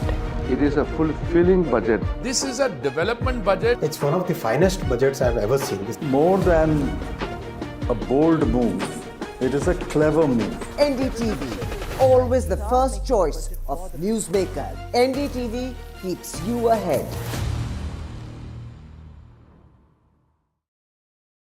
You mentioned Shah Rukh Khan. You've had interesting pairings with Shah Rukh Khan. You've had interesting movies with Shah Rukh Khan. I was having dinner, so I got up from my table, I went to his table and I told him that you are a very fine actor. Why don't you join films? This is my number. If you want to, you can call me. Rekha in Verma, and that's a highly feminist film. How did it really come? There were several other great actors at that time. And if Rekha would have said no, I wouldn't have made that film.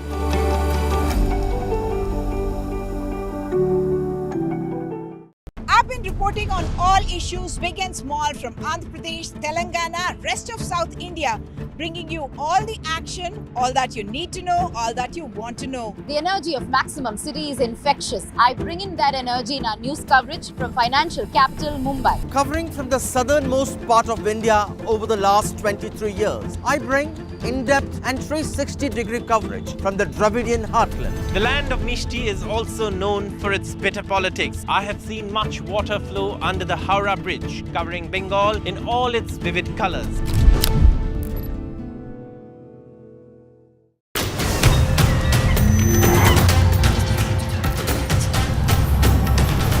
Kumbh is the flow of the rivers, the direction of the stars, and the memory of the urn full of nectar. I'm here to tell you the story of Kumbh. Watch Mahakumbh Tales with me, Amish Tripathi, only on NDTV.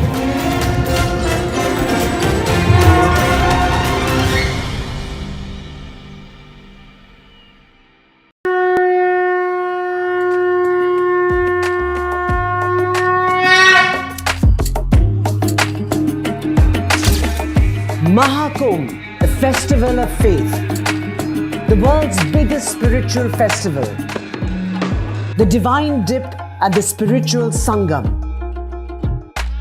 a sacred confluence of faith, culture and heritage.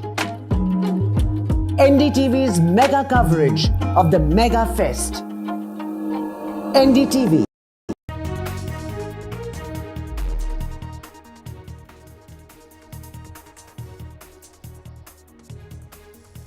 Delhi gets a new chief minister, a woman chief minister at the helm once again as Rekha Gupta takes oath. Chief Minister Rekha Gupta tells NDTV she will fulfill Viksit Bharat vision for Delhi. Delhi cabinet takes shape. 6 ministers take oath alongside Rekha Gupta, Parvesh, Verma, Manjinder Sirsa, Kapil Mishra among the ministers sworn in.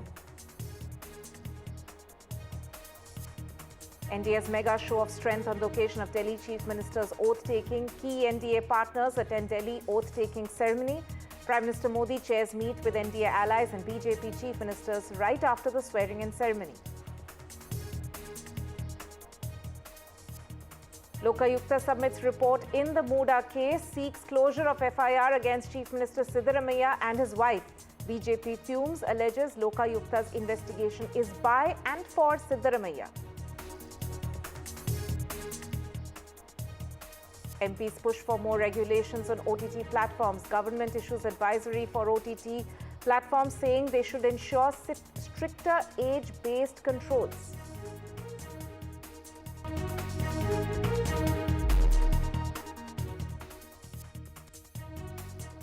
There's some breaking update that's coming in on top of the bulletin. There's relief for BJP MP Basari Swaraj in the case which had been filed against her by Aam Aadmi Party leader Satyendra Jain.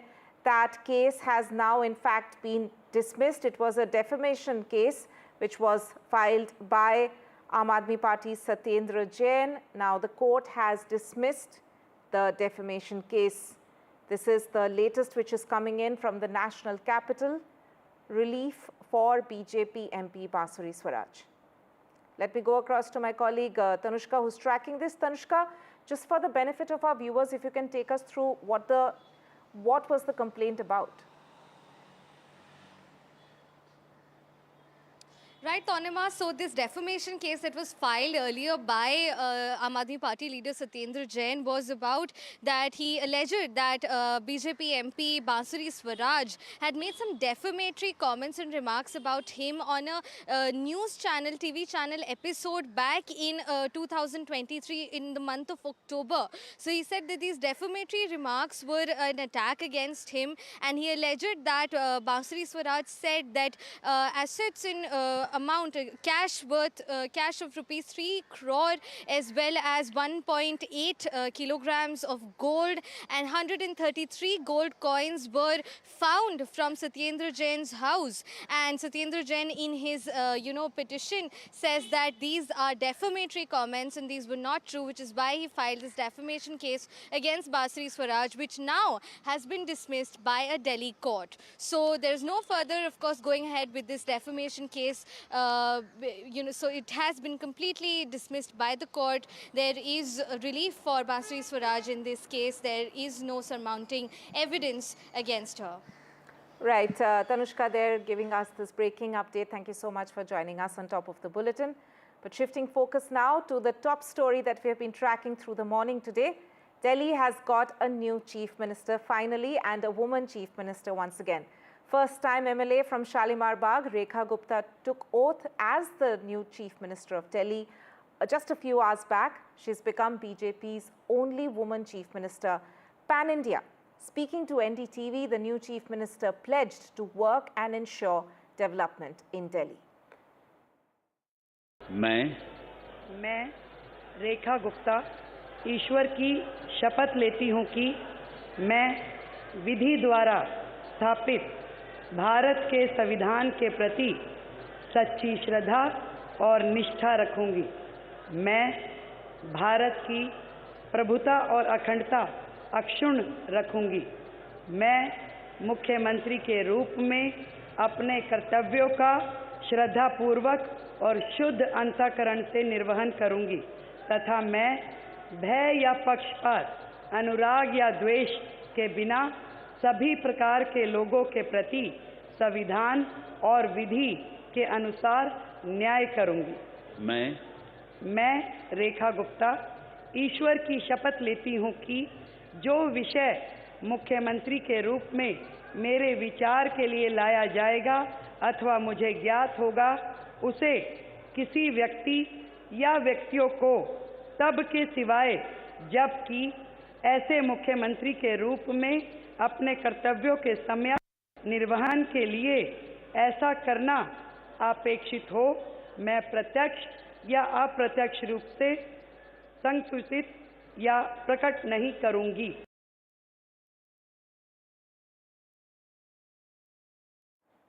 मेरे हिसाब से ये अच्छी बात है कि एक महिला मुख्यमंत्री को मौका मिला और काफ़ी अच्छी बात है। मैं यही कहूँगा कि उनके पिछले 30 साल की मेहनत सक्सेसफुल रही। वो काफ़ी टाइम से मेहनत कर रही है और उन्होंने खुद के बलबूते पे ये सारी चीज़ें करी है। वो खुद की डूसू प्रेसिडेंट से शुरुआत हुई, स्टूडेंट बॉडी से। तो पार्टी का, मोदी जी को, सबको धन्यवाद रहेगा कि उन्होंने उनको ये अपॉर्चुनिटी दे पाई और उनकी हार्डवर्क, उनकी स्किल्स आज काम में है finally. In fact, at the same time, the New Delhi cabinet is also taking shape. Alongside Rekha Gupta, 6 other ministers took oath today. That included Parvesh, Verma, Manjinder Singh Sirsa, Kapil Mishra, among others. The first meeting of the New Delhi cabinet is in fact scheduled this evening. Besides that, the Delhi ministers are also going to visit Yamuna. Remember, cleaning up the Yamuna was a core campaign promise for the BJP. देखिए, ये एक जिम्मेवारी है और देश के प्रधानमंत्री जी के विजन को इम्प्लीमेंट करने की जिम्मेवारी है। ये एक उस टीम में हमें मौका मिला है जो भारत के प्रधानमंत्री नरेंद्र मोदी जी का दिल्ली को विकसित करने के लिए जो सपना है उसको साकार करना और उस टीम में काम करने का मौका मिला। मैं समझता हूँ एक बहुत बड़ा कर्तव्य है हमारे लिए जो हमें करके और दिल्ली को एक बार दोबारा से खुशहाल दिल्ली, नई दिल्ली, साफ जल और साफ हवा वाली दिल्ली बनाना है। दिल्ली के लिए एक बहुत ही खुशी का मौका है। इतने वर्षों के बाद बीजेपी का और डबल इंजन की सरकार बनेगी यहाँ पे, और जो विकास में कमी रही है और बाकी यहाँ पे जो गड़बड़ होती रही है, अब देखते जाइएगा थोड़े ही समय में ये सब सुधार का काम शुरू हो जाएगा। मैं रेखा गुप्ता जी और उनके मंत्रिमंडल को बहुत बहुत शुभकामनाएं देता हूं और दिल्ली आदरणीय मोदी जी के नेतृत्व के अंदर ये विकसित दिल्ली बनेगी, विकसित भारत के साथ जुड़ेगी। मैं सभी नए जो मुख्यमंत्री रेखा गुप्ता जी बनी है, जिन्होंने शपथ लिया है और उनके साथ सभी मंत्रिमंडल के सदस्यों ने शपथ लिया, मैं सभी को बहुत बहुत बधाई, शुभकामनाएं देता हूं। To showcase the strength of its allies, several key NDA partners who were invited were present on stage during the oath-taking ceremony, including Chandrababu Naidu, the Andhra Chief Minister, Andhra Deputy CM Pawan Kalyan, as well as Arunachal CM Conrad Sangma, among others. A key NDA huddle was also planned in the capital today. We are going to see new change in Delhi, and also Delhi will be different Delhi from now onwards. No, we are very happy. Now new era is started in Delhi. Excellent development is going to take place. For the last 10 years, it didn't work well in Delhi. Now it is a new era. Let me go across to my colleagues Ishika Verma and Anushka, who are joining me on the broadcast right now. Ishika, coming to you first, I believe you're at the Delhi Secretariat, and we are likely to see Rekha Gupta coming there very soon in order to take charge as the new Delhi Chief Minister. If you can just take us through what exactly is on the agenda for the new Chief Minister of Delhi. Well, in fact, Tonima, Rekha Gupta has taken oath as the Chief Minister of Delhi, but she is going to take oath now as, in fact, take charge now as the Chief Minister. Here you can see her convoy has just arrived here at the Delhi Secretariat. We are showing you the live visuals, and, with her are the other cabinet ministers as well who have taken oath today. We just saw Manjinder Singh Sirsa. We saw, the other leaders also right now just arriving at the Delhi Secretariat. So right now, Rekha Gupta is going to take charge of the Chief Minister's office, and along with her will be the 6 cabinet ministers who will also be taking charge. Now, certainly the portfolio has not been distributed yet. We are assuming that, in fact, after this, there will be the portfolio distribution among these 6 ministers. But let me tell tell you that today, if we talk about the schedule of the new Chief Minister, that is certainly very, busy one, because after this, Rekha Gupta and all the cabinet ministers will be heading to Yamuna Ghat, because remember, Yamuna was one of the highlight of the BJP's campaign in this election. This was, in fact, the pitch in which they were attacking Arvind Kejriwal and the Aadmi party. So today, in fact, all this new cabinet, this new BJP government in Delhi will be going to Yamuna to do the aarti there, and in fact also taking the pledge to clean the Yamuna in these 5 years. So certainly that will be a very interesting picture to see. Apart from that, at 7 p.m. is what we are expecting. The very first cabinet meeting of this newly formed government will take place. There are a lot of agendas on the table for that, but the primary focus will certainly be on the healthcare sector. Number one, the implementation of the Ayushman scheme, which they have been promising even in the manifesto. Today, in fact, there will be the cabinet, meeting over that as well. Apart from that, the Mohalla clinics, which were the flagship of the Aadmi party government, there also, the discussion will be on changing the name and also the renovation of it. Remains to be seen that will they also be launching an investigation over that as they had promised in their manifesto or not. But we just showed you the visuals. The ministers, the chief minister has also gone inside now. She'll be taking charge at the Chief Minister's office here at the Delhi Secretariat. Over to you. Right, Ishika, as you were mentioning, that there is already a lot lined up for Rekha Gupta today. She is going to, of course, as you mentioned, look at ensuring or implementing Ayushman Bharat scheme in Delhi, something which the BJP has always claimed was blocked by the Aadmi party from implementation in the national capital. Also, the Yamuna cleanup plan, that is already, the work on that front had already started, but we're going to see the new Delhi cabinet along with the chief minister going to Yamuna in just a few hours from now. So take us through, it's the first 100 days of any new government which always becomes important. The first 100 days is on the basis of which the new government is judged in a lot of ways as to whether or not they are moving on course along with the campaign promises. So any sort of information, source-based information that we have as of now as to what could be on top of Rekha Gupta's agenda to start her Vikas plan in the national capital. We're not just talking about today, but in the first 3 months or so, what could we be looking at could be BJP's or the new Delhi Chief Minister's top focus for the national capital? Well, in fact, Tonima, as you very rightly mentioned, the first 100 days of the government is always important, and that is the case with even this government. Now, if we talk about, what is the planning, rather the blueprint of it, well, even before, the government was formed, the Chief Secretary had already called for a meeting with all the departments here and had asked them to, in fact, submit a report as to what will be their action plan for the next 100 days. The priority over, in this list is certainly the implementation of the Ayushman Yojana scheme. Remember that BJP, in fact, had been saying that this is a big scheme that would benefit a large number of people, but the Aadmi party, government, when it was there, was the speed breaker here, is what they used to say, but now that is gone. So now the focus of, the BJP government here in Delhi is on the implementation of the Ayushman scheme in Delhi's hospitals. So that is also, the primary focus in the 100-day plan. Apart from that, certainly, Yamuna cleaning is, another focus point of this government. We have seen that already the cleaning of Yamuna has already started. At various ghats, the machines have already been deployed. So what will be the further strategy into cleaning the Yamuna, and will a deadline be set? That those questions, the clarity we will be getting after today's cabinet meeting. Apart from that, there are various other issues, from the education sector to different other sectors, that all of it will be, discussed and disclosed in the coming days. Over to you.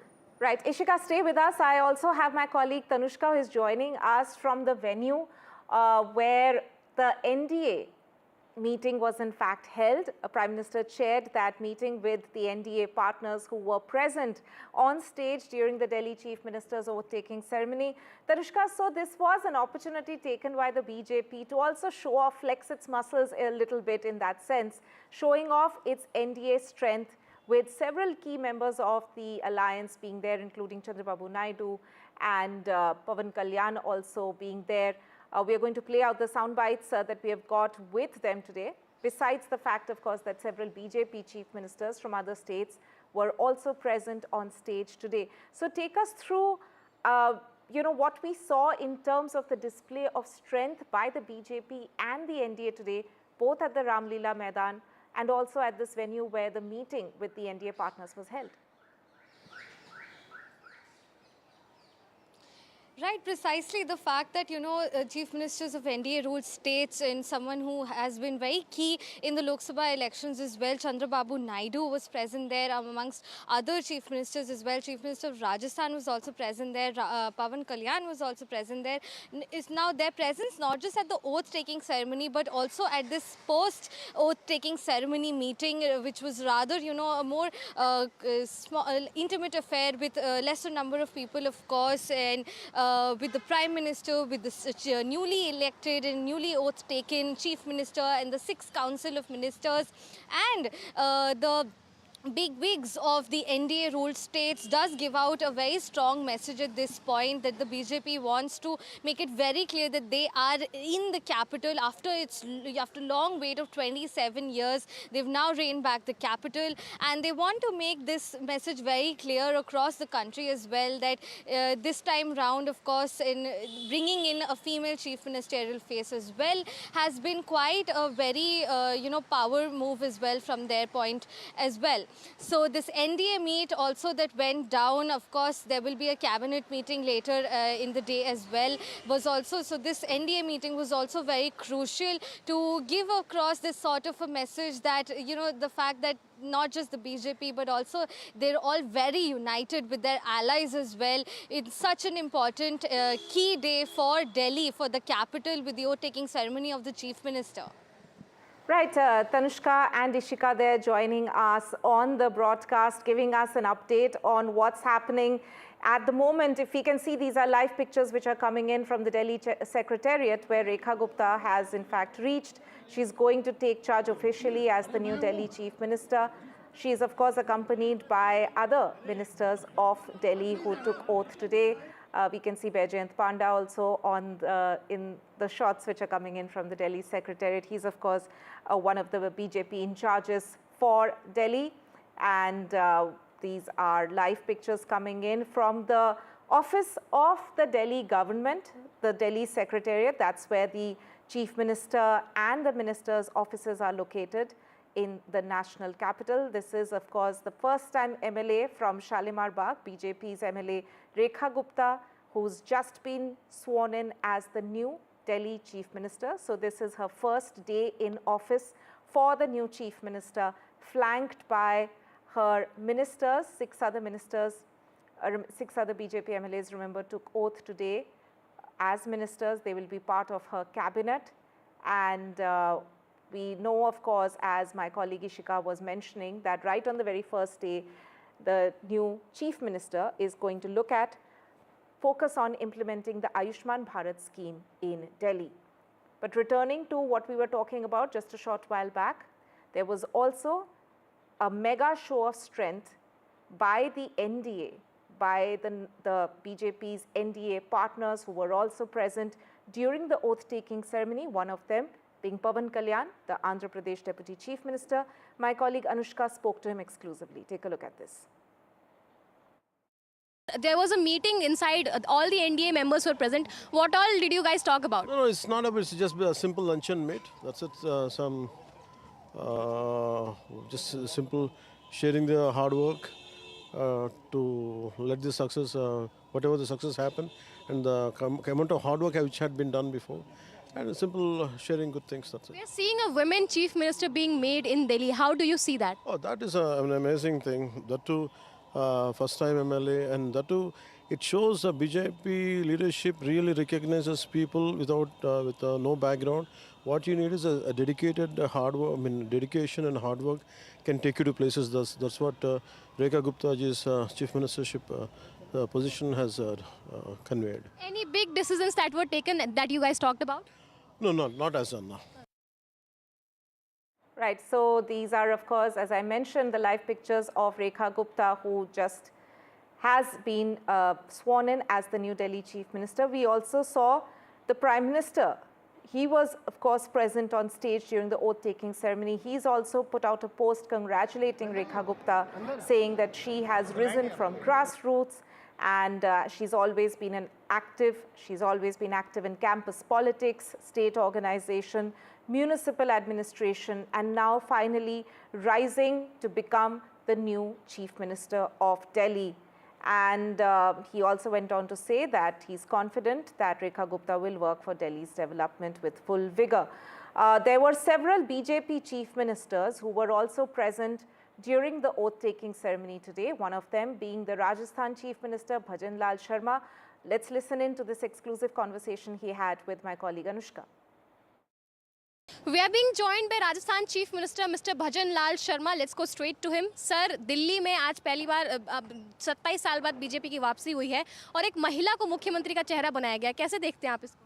देखिए, निश्चित रूप से Rekha Gupta ji party संगठन में बहुत लंबे समय तक उन्होंने काम किया है और दिल्ली की जनता ने देश के यशस्वी प्रधानमंत्री नरेंद्र मोदी जी पर विश्वास किया है, क्योंकि देश के यशस्वी प्रधानमंत्री नरेंद्र मोदी जी कि देश की जनता विश्वास करती है कि मोदी जी जो कहते हैं वो करते हैं, वही दिल्ली की जनता ने किया है।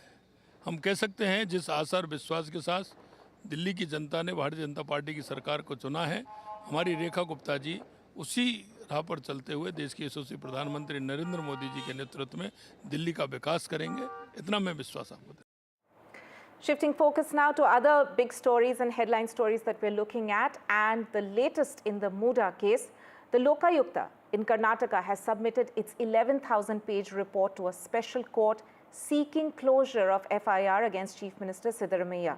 The report says that there's no criminal offence which was found, no evidence that was found against the Chief Minister or his wife, and the Lokayukta in its report also highlighted that according to them, there was no criminal case and that the case is civil in nature. BJP, of course, has reacted sharply to the Lokayukta probe, saying that the investigation, according to them, was for and by Siddaramaiah. Union Minister Prahlad Joshi has also reacted, saying that if Siddaramaiah wants, then he should hand over the case to the CBI. Let's listen in to the reactions we've got.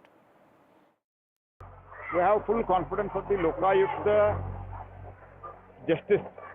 There are one justice Lokayukta and another two Upalokayukta. We have full confidence where there is former judges are there. Whereas the others, means police officers who have investigated, they have been transferred, appointed, given posting by the same Siddaramaiah. We cannot expect fair inquiry into that. So this is a eyewash. I would only suggest if Mr. Siddaramaiah wants to come clean, either he should hand it over to CBI, otherwise High Court monitoring investigation should be done. When they want, if they get a judgment or reports in their favor, whatever they feel, then they'll appreciate Lokayukta. It's always the case, we have seen. And Lokayukta definitely have done their job. Because of whatever reasons, maybe lack of evidences or maybe, there are no findings. I don't know exactly. I have not seen the report or judgment. But, definitely they have taken, according to the law. To discuss this further, I'm joined on the broadcast by Prashant GS of the BJP in Karnataka and Shatabi Shivanna of the Congress in Karnataka. Thank you to both of you for joining me on the show. Coming to you first, Prashant, we've seen, of course, Prahlad Joshi's comment there saying that if Siddaramaiah really is confident that he has nothing to hide, then he should hand over the probe to the CBI or have a court-monitored investigation. Why so much doubt? Why this, why is there still a lot of questions being raised now by the BJP after the Lokayukta has conducted a 4-month-long investigation and said there's no evidence that they have found? Let me set the facts right. As an institution, Lokayukta is good. But now, if you look into the circumstances that led to the way investigation was done, Siddaramaiah gave time of 2 hours to the investigating agency, saying that out of a schedule, he had earmarked 10 a.m. to 12 p.m. for the investigators to ask him questions, which means all of us know in what mode and manner the questioning was done to Siddaramaiah. And the bizarre part is, the complainant, Mr. Snehamayi Krishna, is on record stating that he was never even called for the inquiry, not any documents sought by him, and now they are filing a B report stating that there is not enough evidence. What sort of investigation are you talking about? And if CM wants to pat his own back by saying that there is a clean sheet by Lokayukta, let him actually stand up to this and say, look, now I will face the probe of CBI and ED also if required, so that now he is very confident that he is clean. Let the central agencies probe it. Let's see whether the findings would be the same. This is not the case, because when the complainant himself is stating that documents have not been sought for, on what basis was the investigation done? What documents were verified? Who are the so many witnesses who deposed? Was cross-examination allowed? Nothing. All this have to be answered. So therefore, we are not pretty sure as to how the investigation has been done. All right.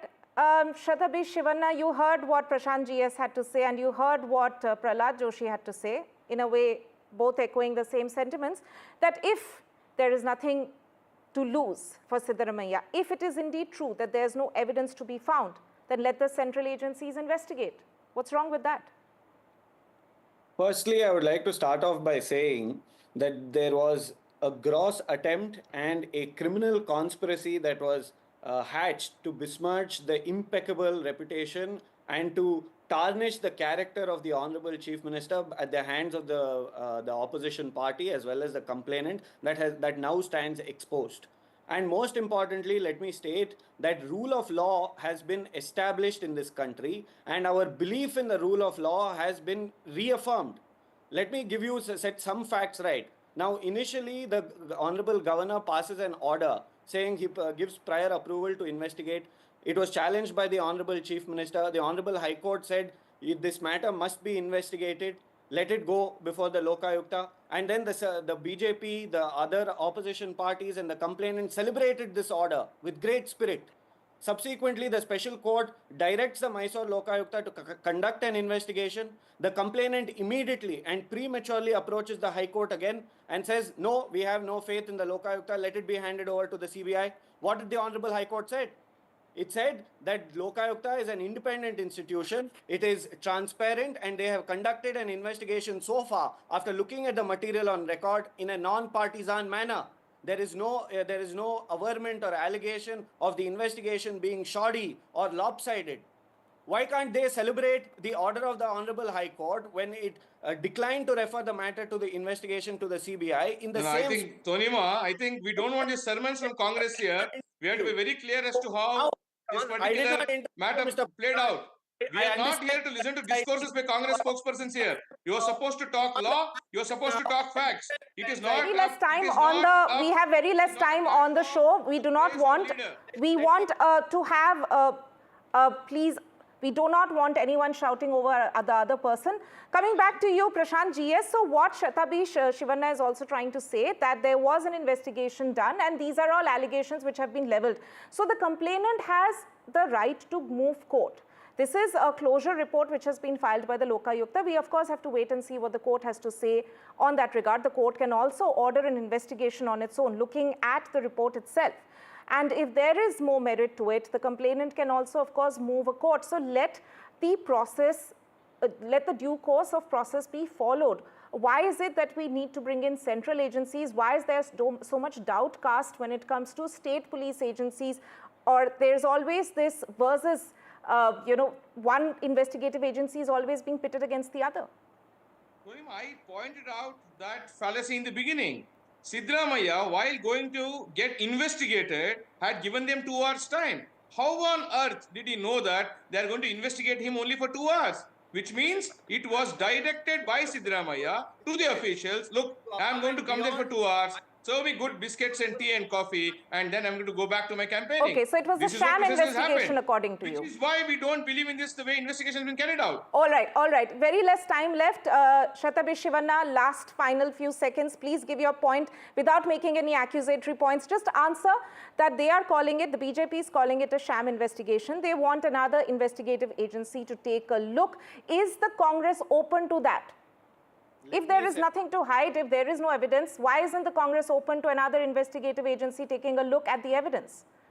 Let me reiterate my first point again. The complainant Snehamayi Krishna had approached the Honorable High Court seeking the transfer of investigation from the Lokayukta to the CBI.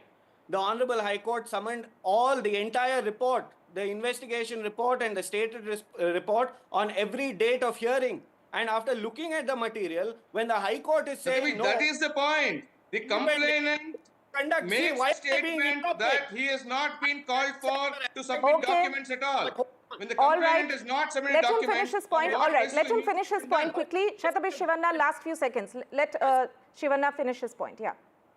One, the BJP and the opposition is not above the Honorable High Court. The Honorable High Court has given a sanction to the Mysore Lokayukta. Okay. And number two, the Honorable Supreme Court has time and again called out the ED and the CBI to be caged of the central government. Okay. Why do you want to be done by the CBI? All right, so the point that Shivanna is making, that petition was already there in front of the High Court. The High Court said, let the Lokayukta investigation continue at this point.